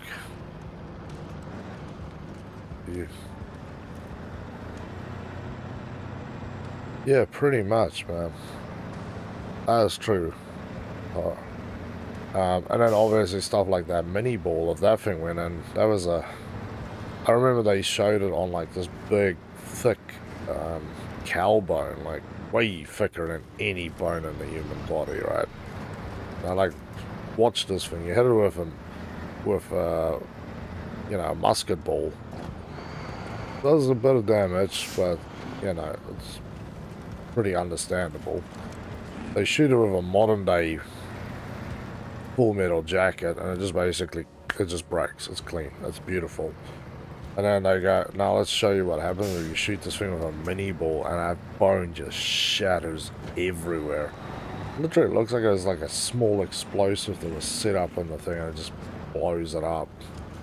They go, that is why there were so many amputations, is because that ball would hit you, and it just, yeah, it's just shattering. I am really pushing this thing's engine past the limit here. But it's alright, we're now on the highway.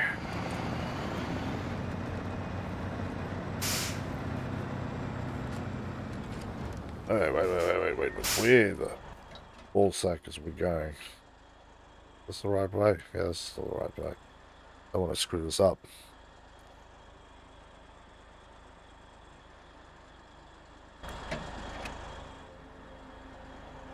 So, come on. Yeah, it's kind of nasty, man. But hey, it's how things progressed. And they also showed, they did some stuff around the swords that the guys were carrying. And then they go, you know, what's more effective or efficient? Is it like the cavalry swords was basically just a long, flat, straight blade? Or is it like the cavalry saber, which has a little bent? You know, it's more curved, and then they do the tests and stuff. And it's amazing, like. From that standpoint, I know a little bit. I used to know a lot more, but I've forgotten most of it. But it's very interesting to me that I do understand that, the engineering, and then they show stuff like the cannons. How you go from these tiny little cannons, you know, that shoots a ball the size of your fist, to like seriously high explosive, massive cannonballs.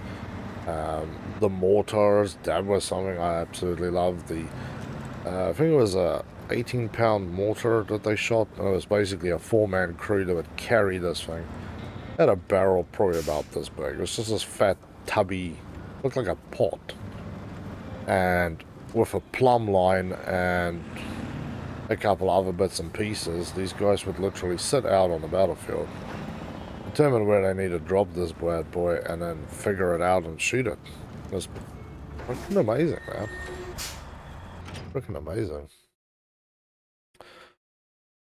That rifle.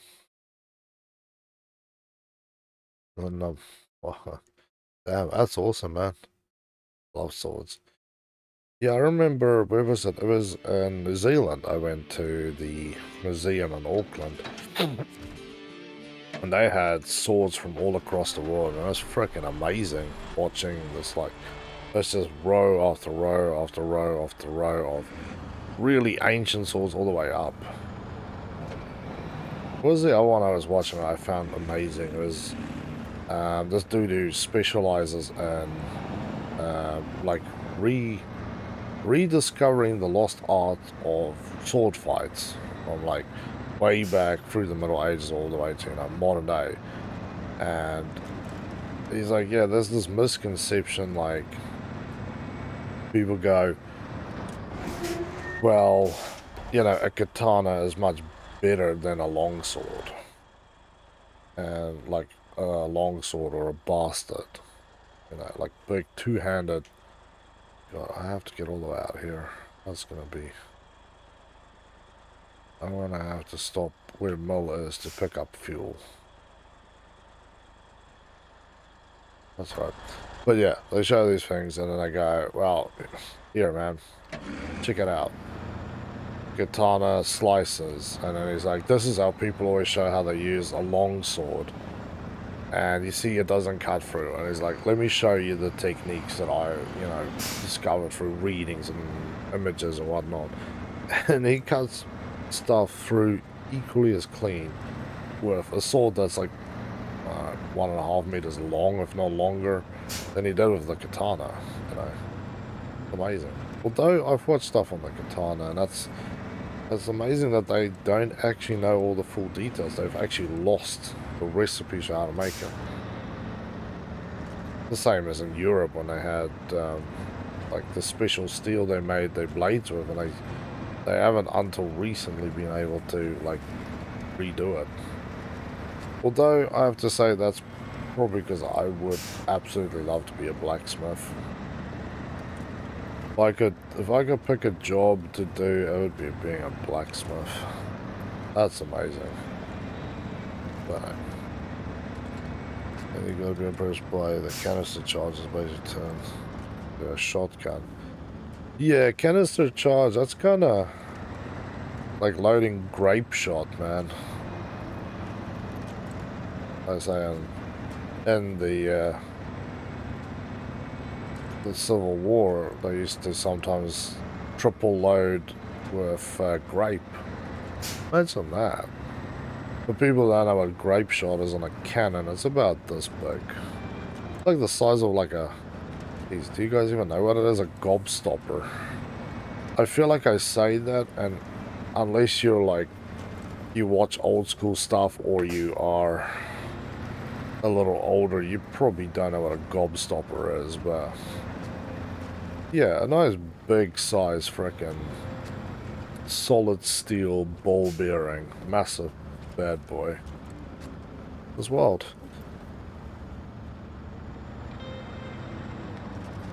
Yeah, that's right. I know the technicalities of driving this thing. I still just don't like it. Hey, G-Bro. How you doing, brother? Welcome back to Game Lives, my friend. I know what it is. Cool, man. Yeah, I know some people don't know what a gobstopper is, and it's sad because gobstoppers are cool. It's like, you need, at least once in your life, need to get yourself a jawbreaker the size of a tennis ball and look through that thing. I have done it once, and I never wanted to do it again. I think I literally did damage to my tongue. But yes, you have a gobstopper size thing. You have this long package. It looks like a giant shotgun shell. You load that on the front of the cannon.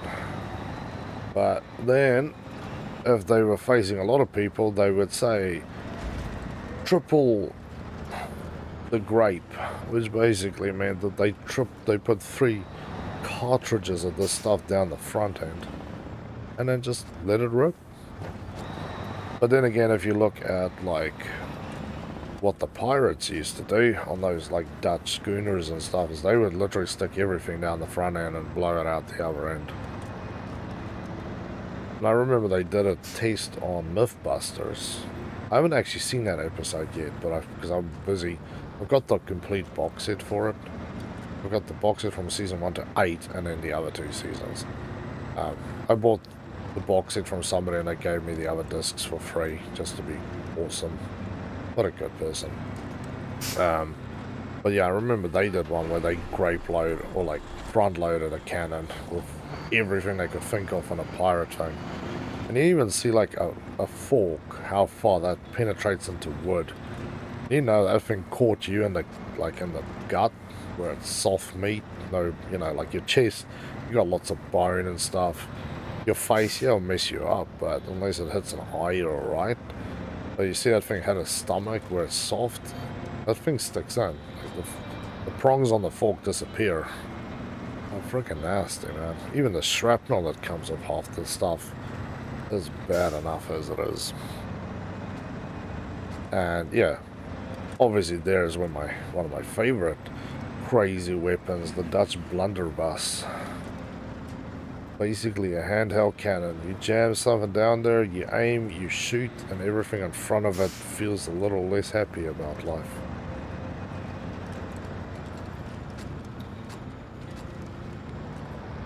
But yeah, that was sort of the same thing as I was watching these guys shooting shotguns, talking about that.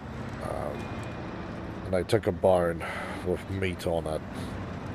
They go, because I was, you know, I had an idea of the difference between birdshot, buckshot, and a slug, but until you see what that thing actually does, I don't think you can truly appreciate the difference. You see, you'll shoot into a piece of meat with bird shot. It makes little, you know, it pokes little holes in the thing, and you need to basically go dig out the shot. They take a similar chunk of meat. They load a different shell in the front, which is buckshot, bigger balls, and it makes a mess. Like it absolutely rips the thing apart, but the bone doesn't break. And then they load a slug down the middle of the thing, and it basically clean rips the meat off the bone and absolutely blows the bone everywhere. Like, insane. And then obviously you get military tech ones which shoots mini grenades. That's freaking nasty. You set your range to whatever you need it to set it to. Pull the trigger and then it basically air bursts, or you can shoot it straight through a wall. And yes, those can be loaded into auto shotguns. We have a barrel or a drum mag with up to 56 rounds in it. Imagine that. Pop, pop, pop, pop, pop, pop, pop. Absolutely remove everything. I don't know. So sheets of automatic. Well, I think you probably would. Because as that blast comes out, because that's always like semi-fireball as it is. But if you had something there that basically survived that and exited, yeah, you'd probably make that thing into a flamethrower.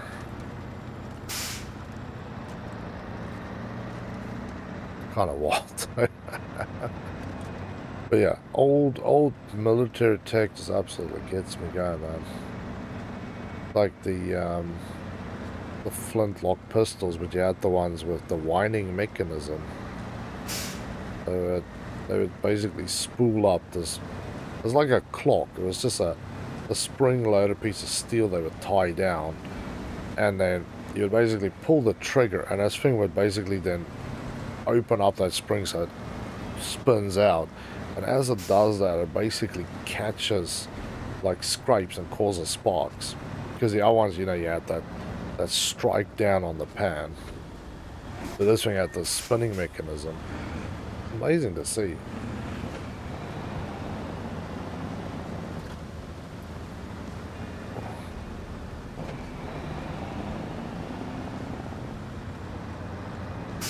Yeah, you could definitely. But it's like I say with like Greek warships and stuff, they had that like a face thing on the front of the ship. They would have like an air bellow in there with like Greek fire in it, which I think is some sort of oil mixture, and then you basically sit there and pump this thing like a bike pump. It shoots oil out, and then it has right at the edge of the mouth there's like a little candle burning, and it catches fire. So every time you push it, it gives you this big squirt of fire that comes through. It's scary, man. Yeah, I used to burn boats of that. Okay, so, buddy, where the hell are you? I don't think you're here anymore. Yeah. I need to get a fuel truck out here. Pump engine. Man, it's making a mess out here with all these vehicles.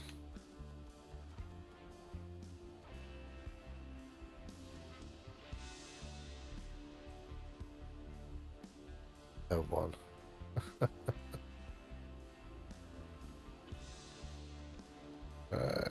Garage. Customize. Right. I already bought one of these fuel tank ones, so I can always just reuse. Oh, and the game goes down for the count again. Second time tonight. We only made it almost 3 hours, so we already had another crash. Normally get at least 2 to 3 hours out of it before it pulls the pin on itself. But I can pick.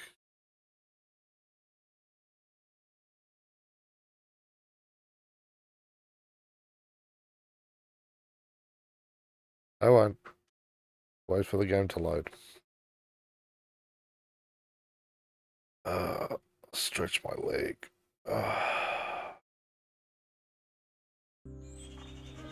Give the game a moment to load. Here we go. You don't have permission to... Oh, wait. No, that's right. It's lying to me. You do have the permission to play. But yeah, this game is unstable as hell. That is known. It's still fun to play. You know your game is good that you literally have game-breaking bugs in it. People go, I'll still play.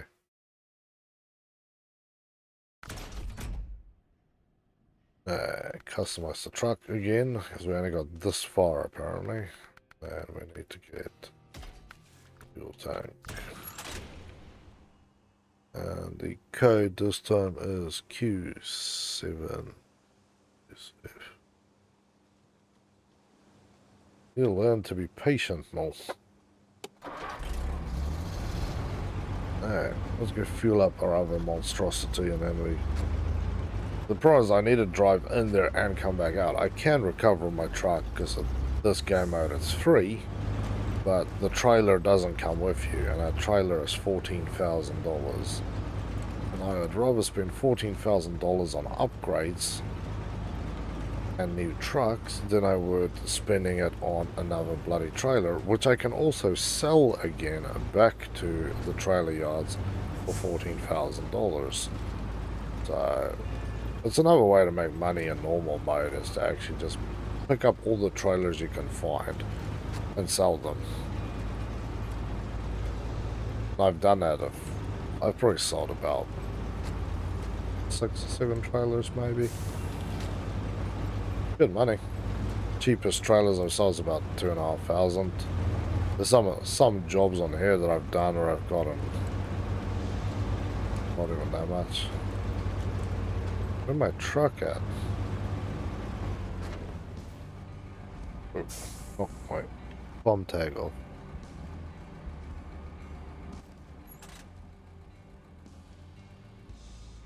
Okay. At least you didn't screw me. It's alright. As long as you don't screw me and lose my load. Yeah, it failed on the save. That's right.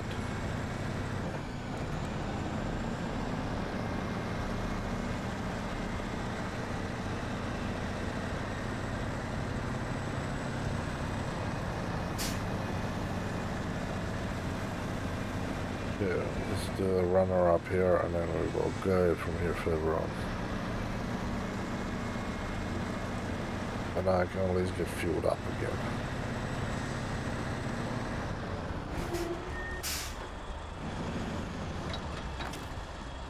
Okay, change truck.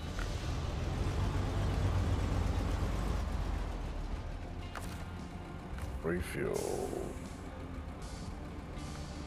1, 2, refuel. To the Pacific P16. There's also a Pacific P12.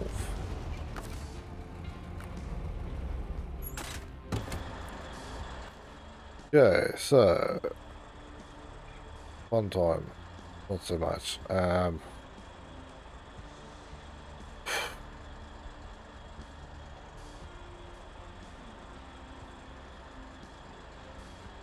I don't know if I'm going to make it through there. The other option is to drive all the way down here and then come up to here. That's a nightmarish long bloody road. Last time I did this, I actually drove down here and then made a run straight over the hill. It's actually much easier.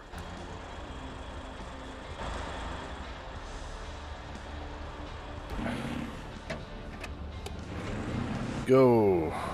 So cherry. A little bit of espresso. You like the damn Java worms and Men in Black. That's what you are, man.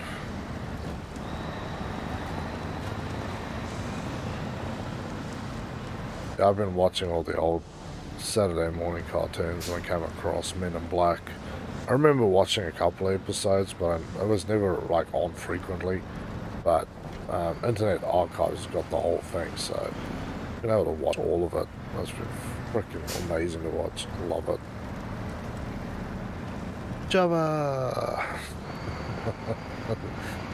I love those worms. And of course Frank the Pug. You cannot love Frank the Pug. Yeah. What did I used to drink? Because the place I worked at, they had a person who came around every morning.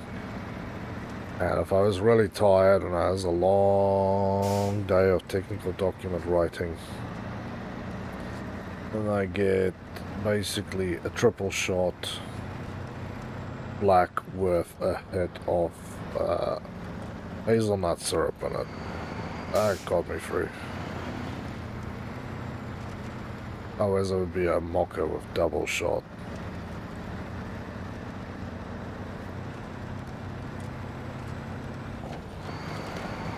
But yeah, a triple shot. Bad stuff, man.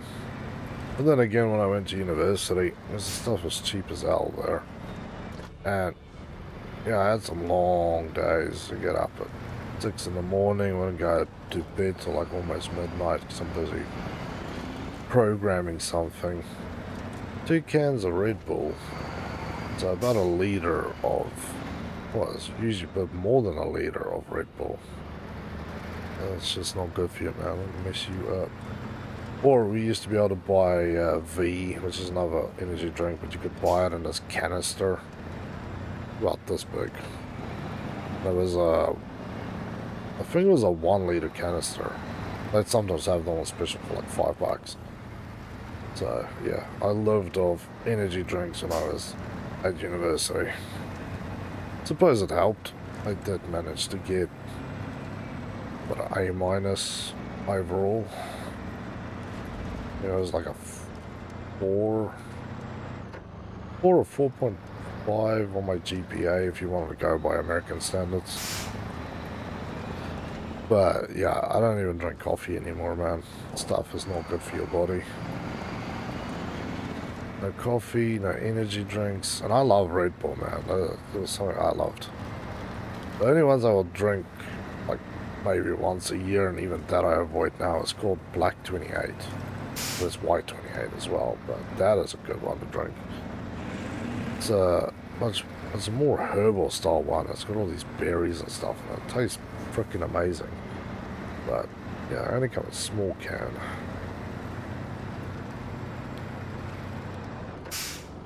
Aging sucks. Yep. But yeah, bad living, man. There's a loss.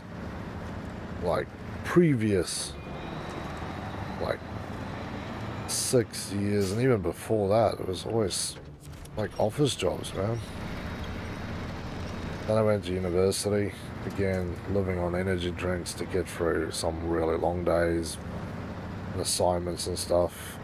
Didn't really do much exercise because it was always too freaking cold to do anything. Yeah, really didn't have the money for any of it.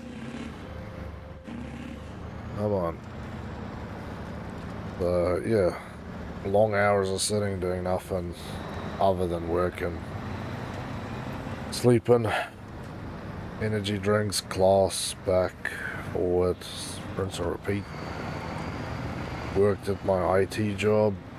I was even longer hours, after hours, every night. Mentally, yeah, it takes a freaking toll on you, and you need to stay awake. And yeah, coffee doesn't do it. I used to go, basically stop at the gas station on my way to work. I would drink a 250ml can of Red Bull or V or whatever was in special, because it was always like a 2 for, 2 buy 2 special.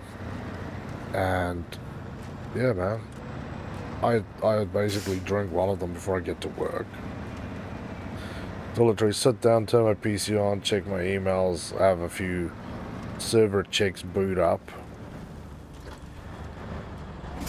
Yeah, I think, yeah, we missed that exit, but I'm gonna go the long way around. That part up there is a nightmare, by the way. But yeah, sit down, go make coffee. Basically, probably 3 to 4 teaspoons of coffee and hot water with about 4 teaspoons of sugar. That was it, you know. I wouldn't even get up for lunch. I'd literally, when I got up, was to get water, coffee, or to pee. Or somebody called me to go and do something. Then I get up, go home, made dinner, turned my PC on, and basically stayed active on the system for another 4 hours. And then generally just fall asleep. A horrible freaking life, man. Shit burnt me out. Now, I play games for hours on end, but I got my little gym set up in the room, in the lounge, should I say. So I can go out there, do exercise, got some weights, got the rower as well, got an elliptic bike, so, yeah, man. Try and get like half an hour of intense exercising every other day, just so I don't blow out my knee again. So my knee can be sensitive some days, but yeah, do weights on the other days. But yeah, it is very important to stay active, man. Do not get bogged down in a boring as hell job sitting behind a desk dying. I said, my job when I was working at a supermarket sucked ass, but I was super fit. We were basically throwing around 20 kg boxes of frozen goods like it was nothing. You'd load a trolley with, 20, 30 boxes and go do it half an hour later. You unpack a pallet, which weighs, 700-800 kg in 15 minutes. That's when you're lazy and just taking it easy. So, yeah.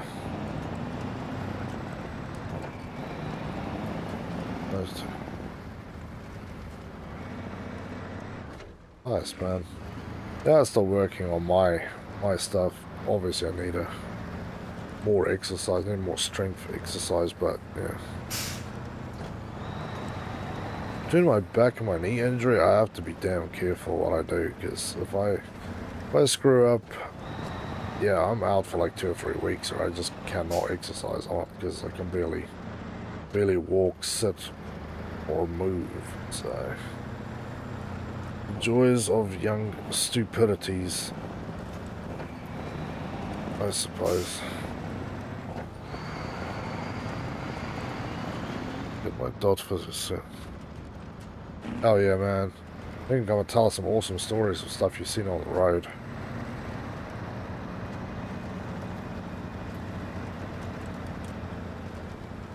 Ooh, okay. This is yucky. I'm just glad this truck is so freaking wide. Normally with a normal truck, trying to climb this hill, you flip. Even no load, you flip this thing. Come on. There you go, bad boy.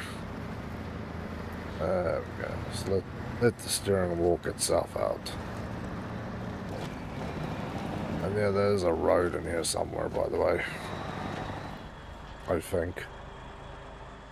Yeah, I'm still on the road, but...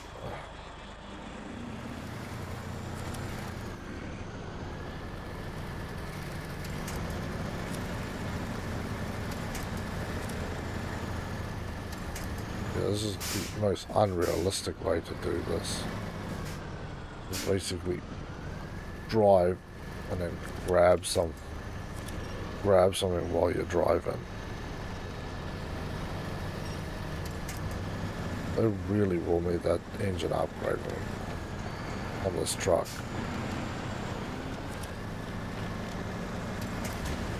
Oh.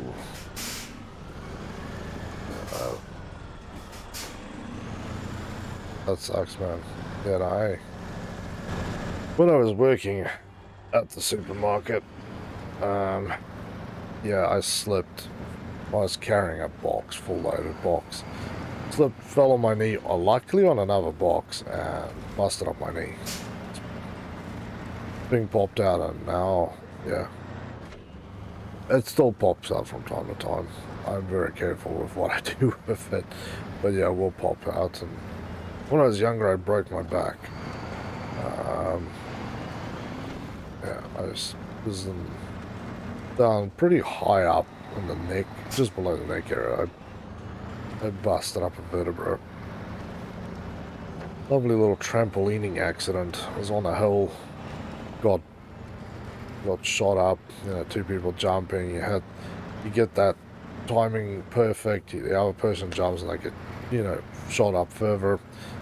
I remember falling, like when I was busy coming down, I realized I was going to land in the springs. So I decided I didn't want my foot to be jammed in the springs, so I went over the side of the thing. But unfortunately, the side of, or where the trampoline was on a hill, and it was just rocks and stuff all the way down. And I went all the way down. And yeah, I basically messed up my back. 10 years I was basically in pain every day. It's gotten better over time, but yeah, do something stupid. It will remind me. Good lord, there we go. 17,000 done. Last one, timber for the locals. Here we go. We're going to the Black River now, so that's actually great. Thanks. But yeah, I rolled down a hill, a fairly steep hill. And then, yeah, finally came to a standstill. It wasn't until a few weeks later that I didn't stop complaining about, no, you dirty bastard, you will not do that to me. Yeah, I didn't stop complaining about back pain, and then when I checked out, vertebra was completely cracked all the way around. Let's say if I took a strong enough knock, I would have just, yeah, I would have been paralyzed, so. It was joys. Best part was too low for a neck brace, too high for a back brace. So, yeah.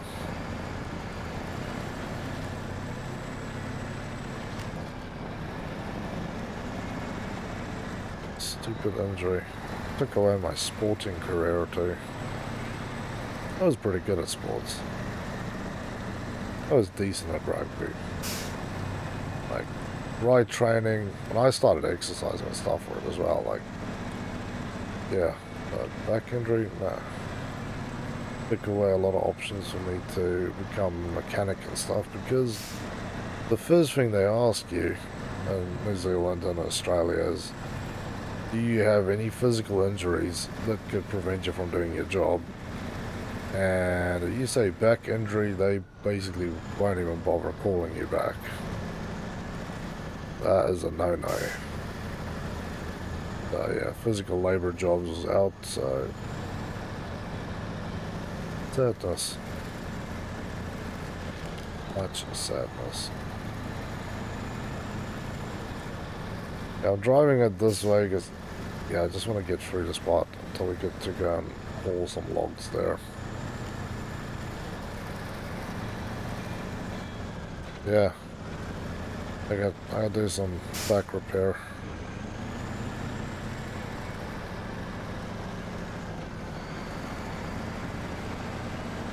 I need some fuel again as well. Those are our trucks still down the other end. This is not too bad. Come on.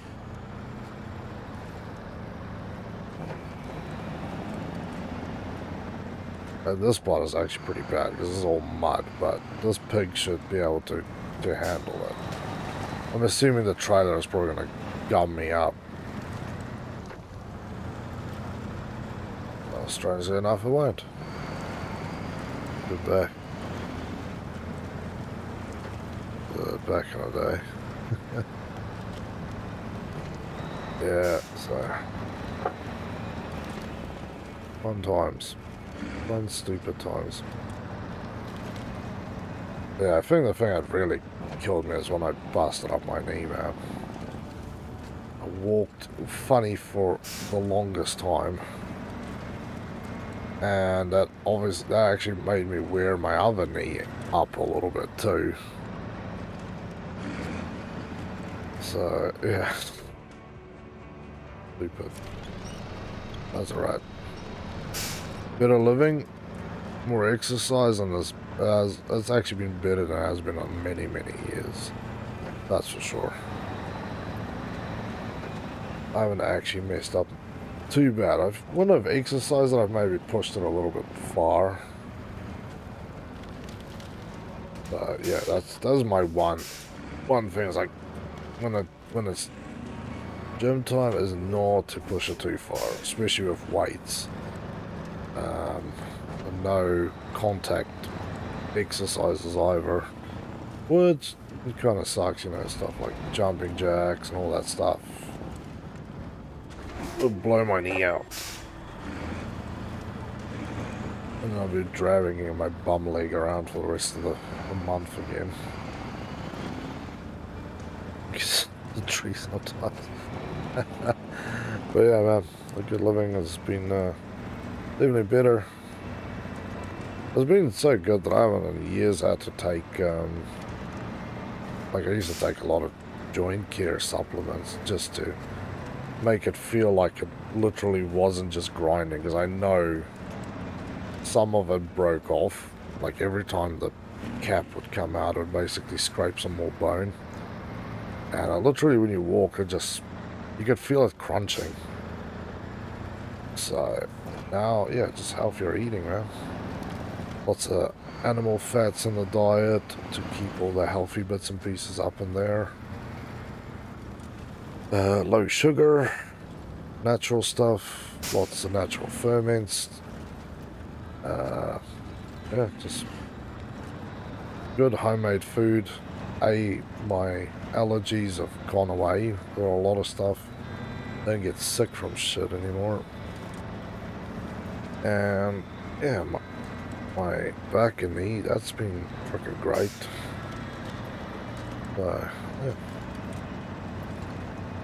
Ooh, sheesh. That felt very uncool, game. I'm not gonna lie.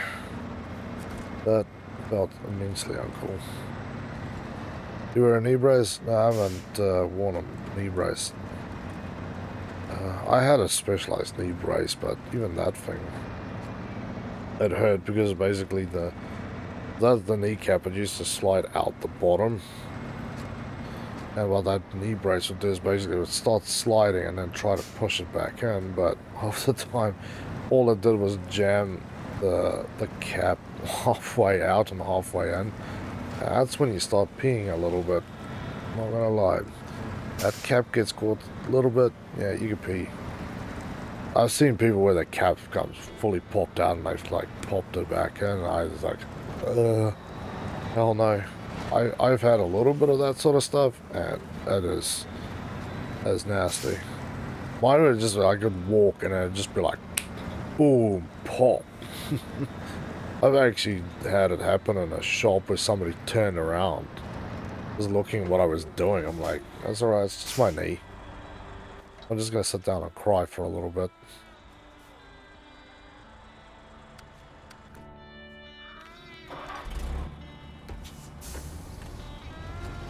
But yeah, that when it pops, you do not mistake it for anything else. But yeah, the grinding has gone away. That is a bloody blessing, because that constant grinding, oh man, that is nothing but suffering. Undue suffering. Pacific. There we go.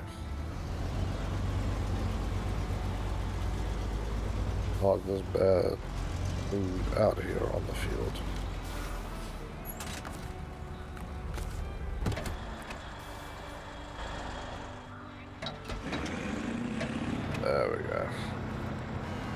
So I need to run medium and long logs out on Black River, which is actually pretty cool.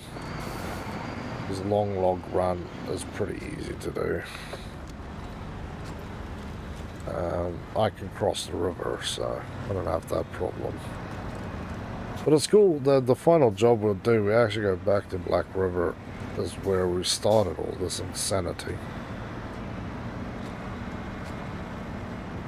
It's not. Hell no.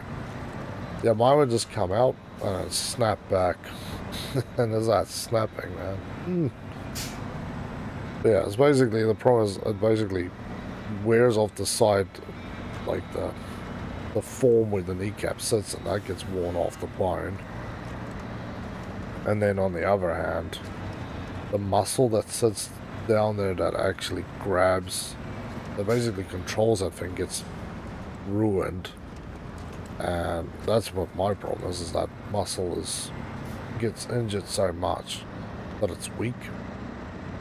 And that's why, yeah, I'm careful what I do, because if that muscle gets overstressed, then it basically starts to collapse, and then, yeah, the knee basically comes out, and feet comes out, and tears come out. You just lay down for a little bit.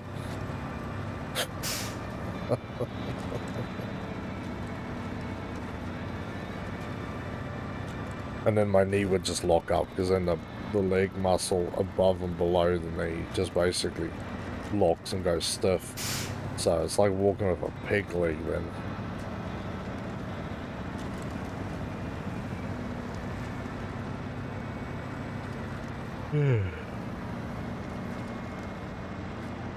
Okay.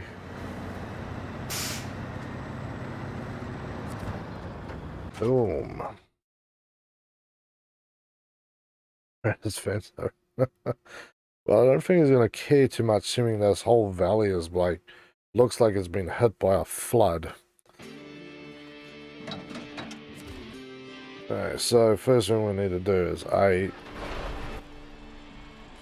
we need to see what we need to do. So we need to go back to the log camp. We need to deliver logs to this side. So we need 3 medium logs to town storage, 3 medium logs to the farm, and 3 medium logs to long logs. That's what I'm looking for, is to the lumber mill.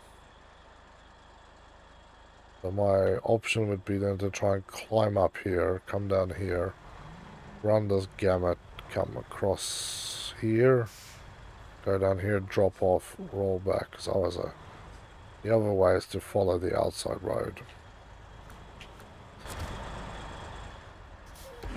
That's alright, my truck can cross the river, so it's gonna take a while, that's for sure. Oh, buddy.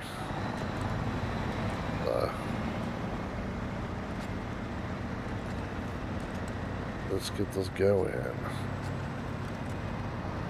I love, yeah, the flames on the windows, my decals that I painted on there. I had dragons on it, but they looked a little silly being right in the middle. I thought the flames looked more badass. Oh yes, yeah, the gauges work. Revs, speedo, and fuel gauge. Those ones will work. The other ones, no, they're just static gauges. It would be cool if they weren't static gauges, but you know, whatever. That's what it is. Oh. And yes, the rear side view mirrors also work.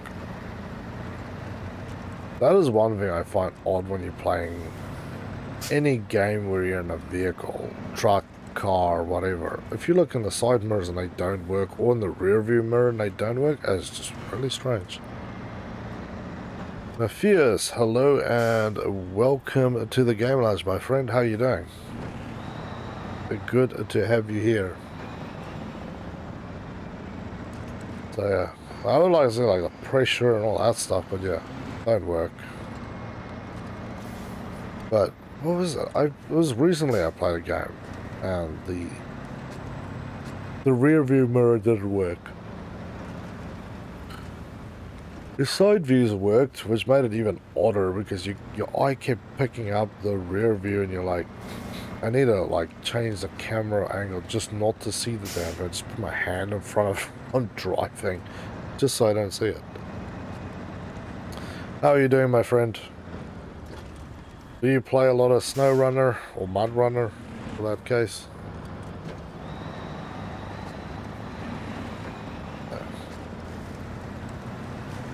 If you ever see a flooded river, don't try and cross it, by the way.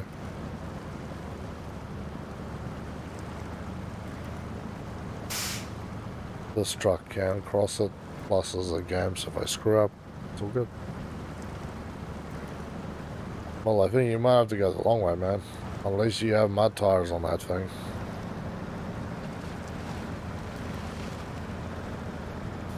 And a snorkel.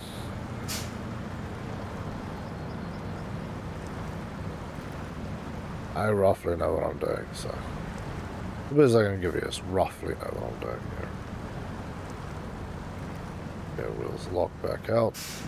I do not want to climb up on the island. I'm just trying to go near the island. And never mind, we're climbing the island.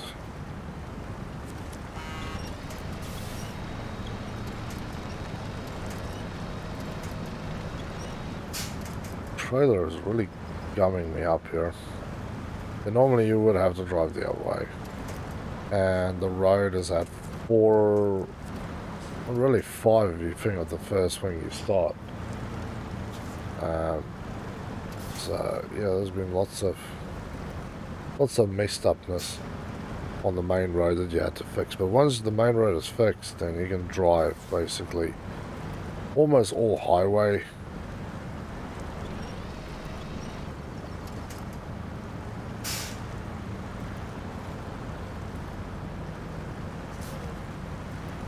Come on. Where are you, buddy? Oh, there you are.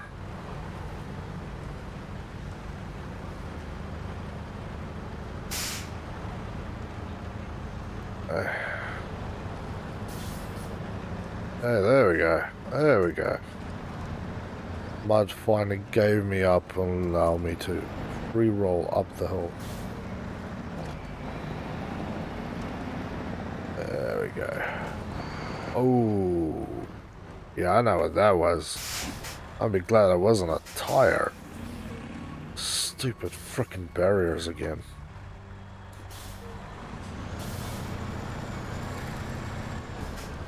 I hate these damn barriers. You alright down there, Mo?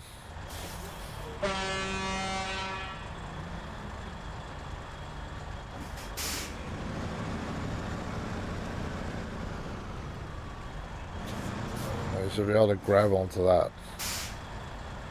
Come on, buddy.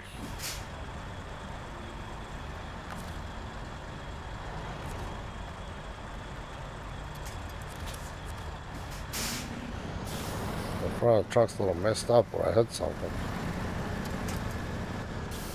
He dropped the tire just as I'm about to pull you.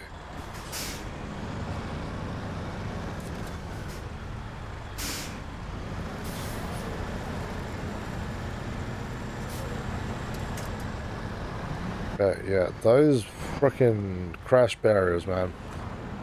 Them and like stumps, absolute bane of my life.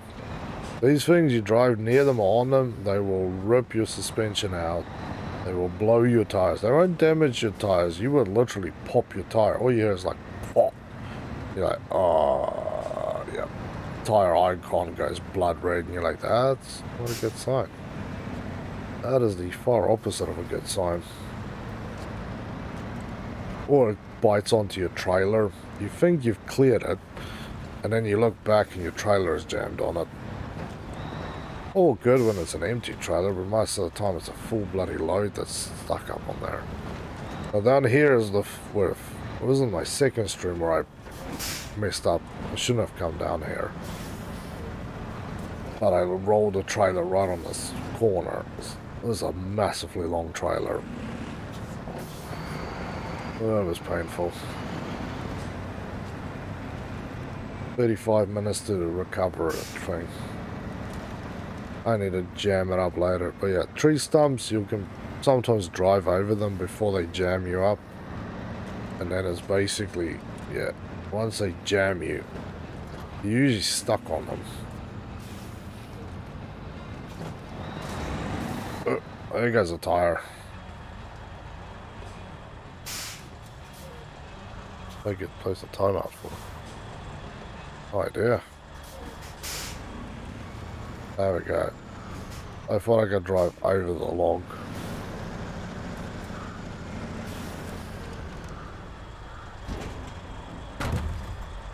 And now I've got a flat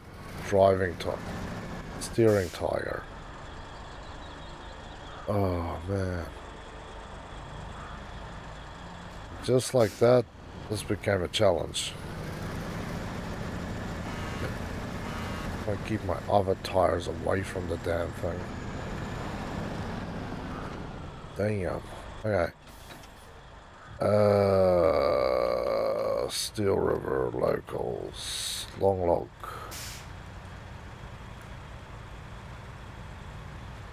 I need to go up. I need to go to there. Maybe a nightmare of a flat tire. Let's go. I got spares. You got spares? Thank you, Addy. Much appreciated. I'll have to get one of my other trucks out here. I think my GMC 9500 is still in this zone. Yeah, doing this with a blown tire is not fun. So last time with the twin steer, I had a blown tire and a blown suspension because I climbed a concrete crash barrier block. Yeah, that was the far opposite of fun. The far, far opposite. The thing was so low that I kept like smashing my fuel tanks onto the ground. Yuck. Serious yuck. Ah, the bloody fuel tank's not down there anymore either. Yeah, when I have to bring a load up the GMC, repair and fuel.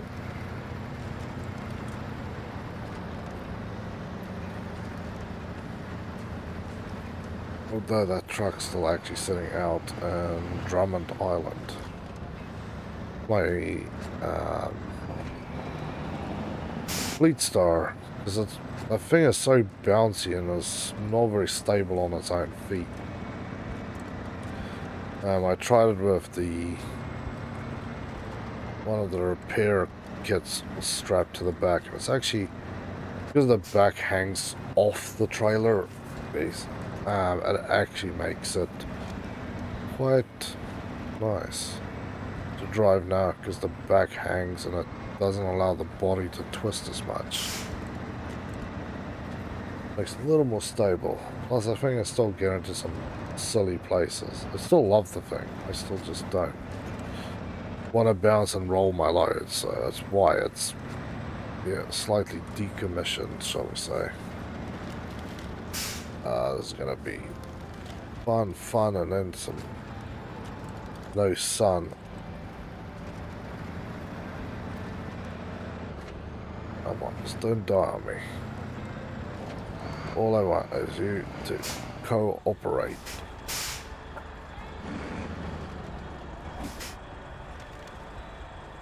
Now, I'm just going to park it onto this tree.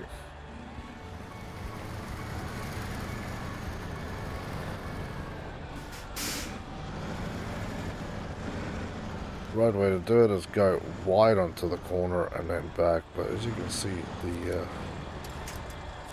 corners here are particularly freaking tight. Don't roll me. But the old swing method works. Where you hook the thing on and then just drive it.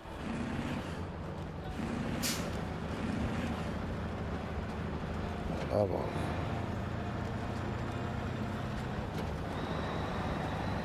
No, no, no, no.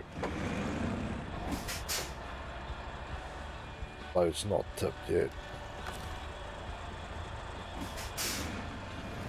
There's a freaking dangerous road. Yeah, look at how much deflection there is between the back of the truck and the back of that trailer.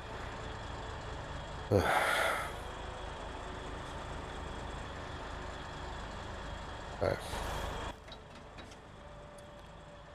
Yeah, Mo needs to be careful. He's coming down here. You can lose your life or your load, which is your life. This place does not play nice. Yeah, I dragged a, it was basically like it looked like an office block, but it was a drilling parts tower through here. Until I realized that I couldn't take it down here.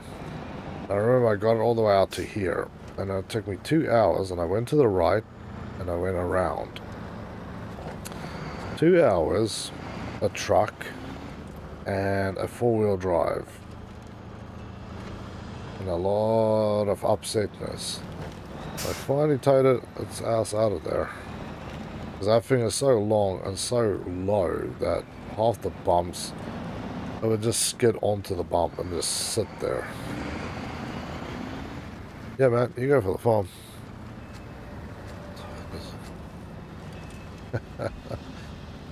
Yeah, like this, they give you multiple routes to go. Like, I could go back and then drive around the other side, which would be probably the safer way for me to go.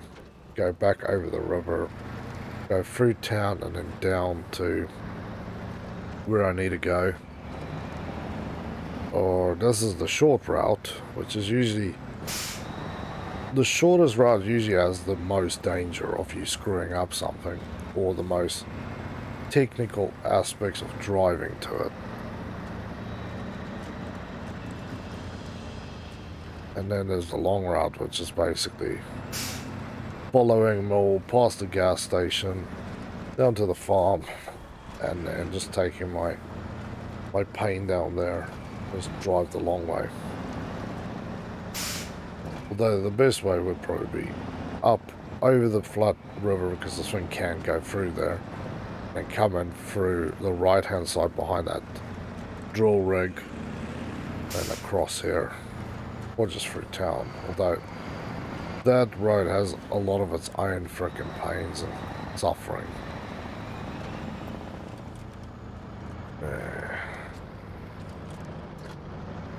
Here we just need to be careful of all the stumps. There's a couple of stumps here that's flipped me before.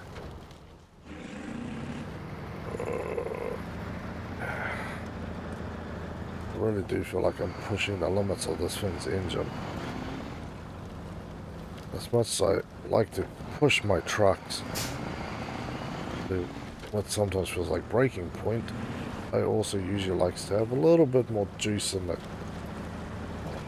when it comes to actually having to push my truck hard. There.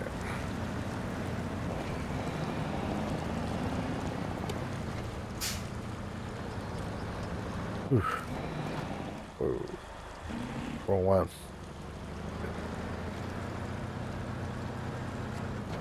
Yeah, well, it's all about the route planning, man. So, this is where we need to be. This is where we need to load. So, we're back up the skinny road, and we hit the equivalent of the highway. And then you're going to either go around, drive basically into town, then hop off. And this is a very easy road to drive. Like, that's basically the easiest part, except that piece. You can also hop off on this completely flooded out zone, skip the gap, roll down here, and then drive the way I'm driving, because that is an actual path between the two. This way is absolutely no go. This is all just water. Or go this way around which is all highway. And then come down this road into here. This way, yeah, it's definitely the, not the most straightforward, but it's the most direct between A and B. Like I say, here on normal mode, you can kind of do whatever, you know. But when you play hard mode, you have to pay for repairs and fuel, all sorts of stuff, so then it becomes a problem. Can you upgrade your engine? Yes, you can, but I need to find an upgrade for it. So some of the upgrades in this game is locked to your overall profession level, and some of them are locked to your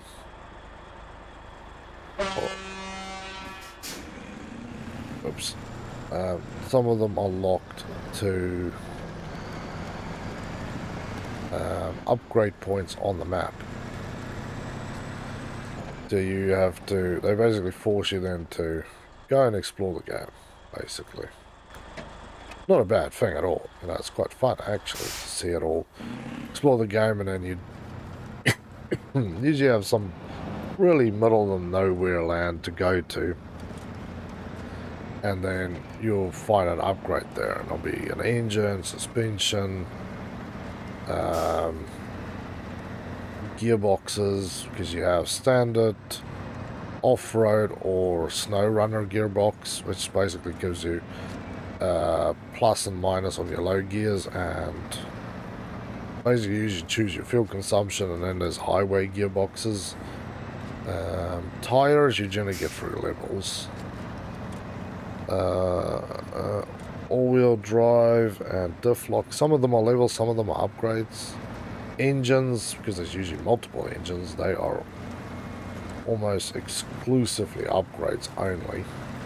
And I need to go to Alaska to find the other two engines for this thing. What else is there? Bodies you just unlock. So, yeah.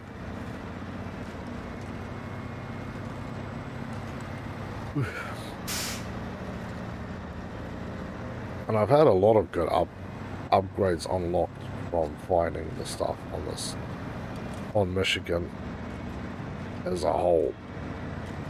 Some of them were absolute pain in the ass to get to. Some of them cost me to roll my truck at least once. So, yeah. Well, so I gotta go now. See you guys. See you, Mel. It was good playing with you, man. Stay safe.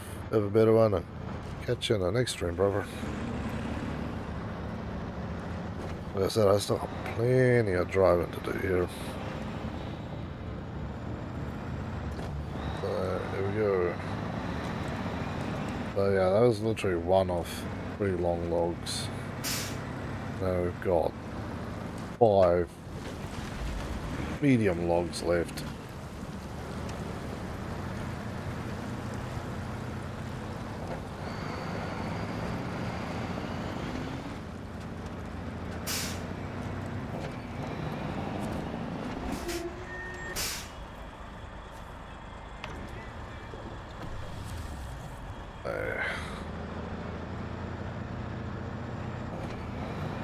Fuel is back. Let's go. I wonder if I should just go back for the top. Yeah.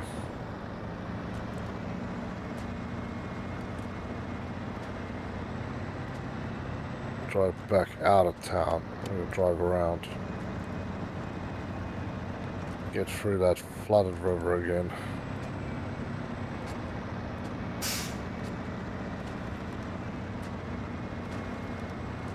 Yeah.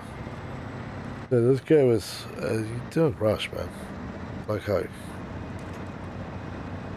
Yeah, some of the stuff you can mow over, some of the stuff will absolutely destroy your truck.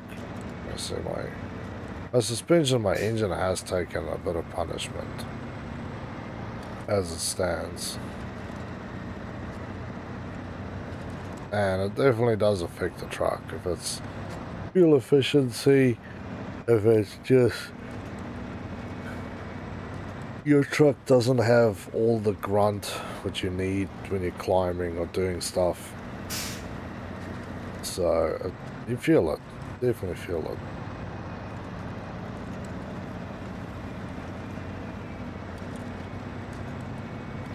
But yeah, if we get the long logs out of the way, then life's already a little easier. With obviously the regards that I don't flip another truck. It'd be cool if I could actually have back on it, but I think that is what Moore was doing. He's running the A&K Civilian, which is basically a log truck, and then still actually be able to equip a log trailer on it, so you double down on the load fund on each one of the jobs. But if you wreck your truck, then you have basically options to get it or any of your other vehicles out and go and, you know, pull it back over. If you have a vehicle with repair, then you can actually repair your downed vehicle. I'm just gonna go this way. A little late there, but never too damn late. So you can then do basically field repair. And obviously if you're blowing a tire, then you have to have tires as well. So the repair comes in repair points and tires. So, and then obviously if you run out of fuel, you can do that. If you really screwed up and you just cannot get this thing out, then you have to recover, and it takes you back to the garage. Not all maps have garages, but this one where you start does, and Smithville Dam has one. The two outer ones we've been driving through, which is Island Lake and Drummond Island, they don't have one. So if you recover there, you lose probably about 20 minutes of driving just to get back to that map piece. So, like I say, obviously when you go to hard mode, then they charge you for said recoveries. It's not free anymore. So it makes it a bit more realistic, and there you pay for fuel as well, so you wouldn't be taking stupid routes. There you would be taking the most fuel efficient route and the least dangerous route. Like, this is the quickest way to get there, but it burns too much fuel because I have to climb through mud, and there's a good chance that I blow something up, or there's sticks or rocks in the mud that can blow out your tires. So all a balancing act. At this point, yeah, I'm just running it.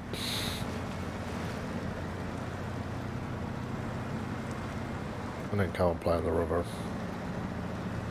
If you don't think it's doing much, I'll show you what it looks like. Although I should actually put this one to low. If it's on low, it'll be a lot better. And if we... Hey. Made this day, and you can actually see what I'm doing. This is where the diff lock comes into its own. You can see how far that... I don't have a snorkel on this one either. But the drums, but they don't really give you that much. You can see, yeah, if you drive from the outside, there's a lot of cool things you can see. It's more of a cinematic game there. It also makes it easier when you're driving across it to go, there's the deep spots, there's the shallow spots, this is where there's more tracks than anything else, so you kind of start building up an idea, and you can really angle your truck into the perfect spot to climb. But I like being in the cab. It's a pretty interesting view for me anyway. More realistic view for what truck drivers go through.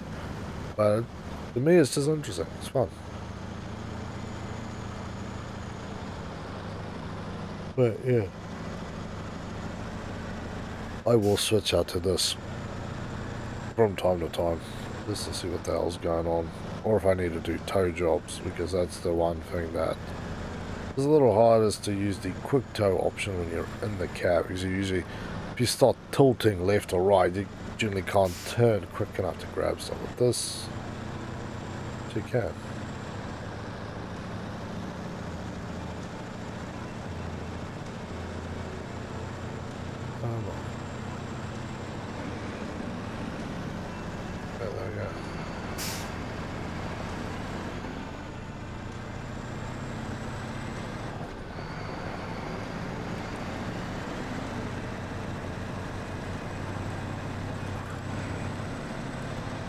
This also gives you an idea how bloody wide this truck is when you're basically taking on both lanes.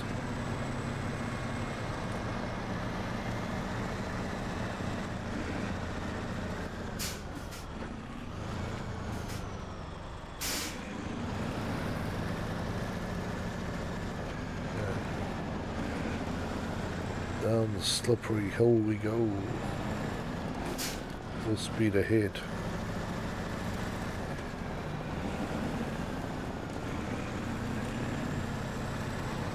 Yeah, I'll try and be extra careful on these things.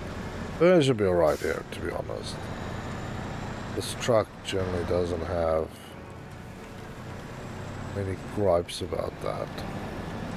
I say it's very wide, so it can handle a good load.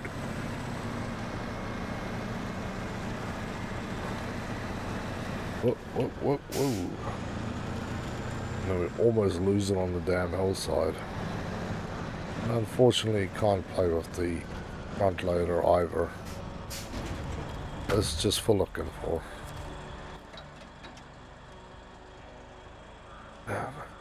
Do that run again. And again. And a little more again. I think that's what I'm going to call it. I will finish this thing off and we will go to Alaska. I think we should actually go to Alaska now anyways. Come on, right. Turn up the engine. Go here. Global map. Yeah, there's all the ones that you will eventually get to. Because these are DLC ones. So if you go. This one's Season Pass 1. So there's only 2 map pieces, but pretty interesting repair jobs.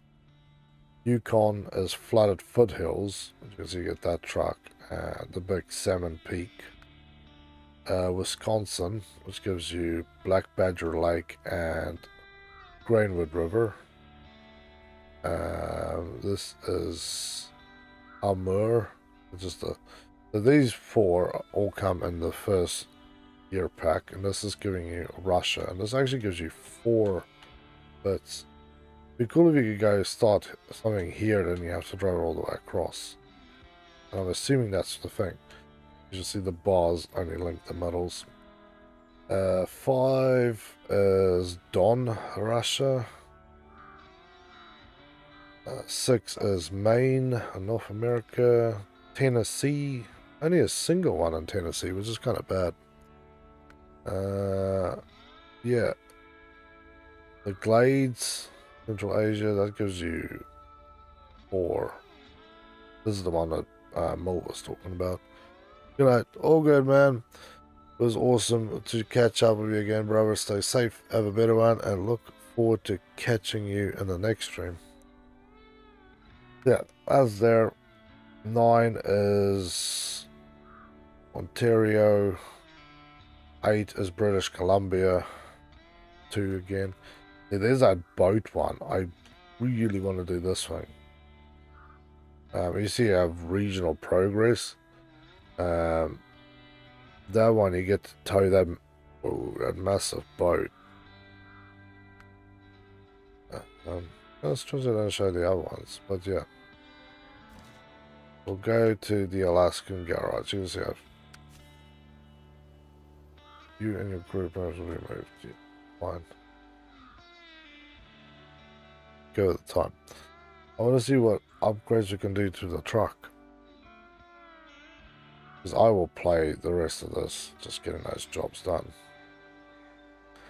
So we kick it off in Alaska. Northport.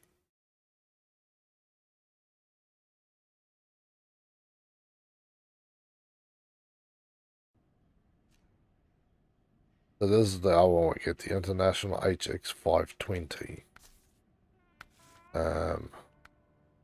So we start out with the SI-V8 8V 2300. There's the 26 TTA. And there's the 27. And then there's this bad boy. Modified variant of common engine improves fuel efficiency at the cost of reliability. These ones, yeah, so we can find these. Explore Alaska, North America, so yeah. I don't really care about the durability. As I care about the fuel consumption. Can't have that. Shocks is only stock.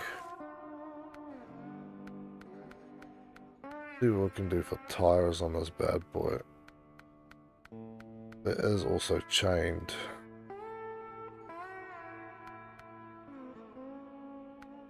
You can put bigger tires on it, so a bit of money there. Standard winches. Diff lock, so we've unlocked it so we can get engageable diff lock, which I will buy. Snorkel. I'm really not seeing how I'm gonna. Little to no increase in submersion depth, so no point. All-wheel drive, so you go from the bumper to that. 6,000 on that, which is pretty cool. And then this is what we can load. Log carrier, so let's make it a long log carrier. Crane, flatbed, service. I should run mediums on this as well, shorts. The maintenance frame, which I have on my other one. Sideboard, fuel tank, towing, that's fine. Cranes, high saddle, low saddles. So, front bumper. That looks pretty wild. Fender, crossbar fogs. I would probably go for the Defender, but the crossbar fog lights, it just gives you more light. Gives a little more go in there. Double horns, double horns, triple horns. Roof fog lights, LED fog lights. So the roof fog lights apparently is, yeah, more expensive. Standard thing, standard caps, and one singular snub heat shielded one. Interesting.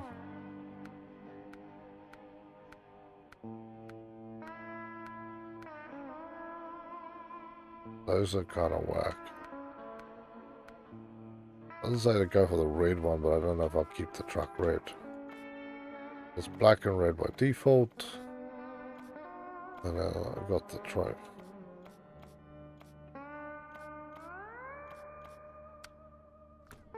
That's the case, I will paint. I'll take the red mags. I'll look whack. Alright. And then there's all the sillinesses. These ones you have to do all the challenges, and I haven't done those. Accessories, cards, stickers.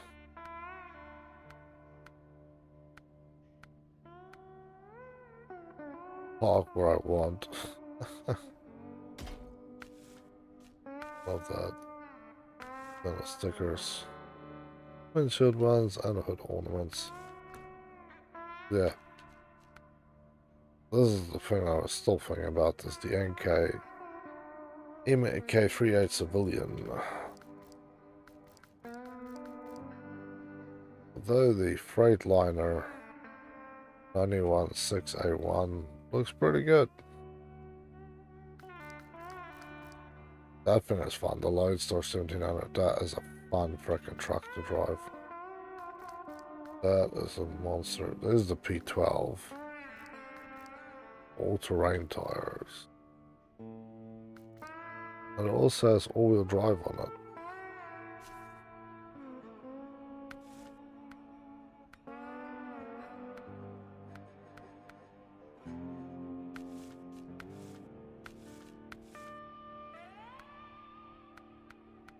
get full muddy, so that's not gonna get chains. You can actually carry a lot more bodies on this thing.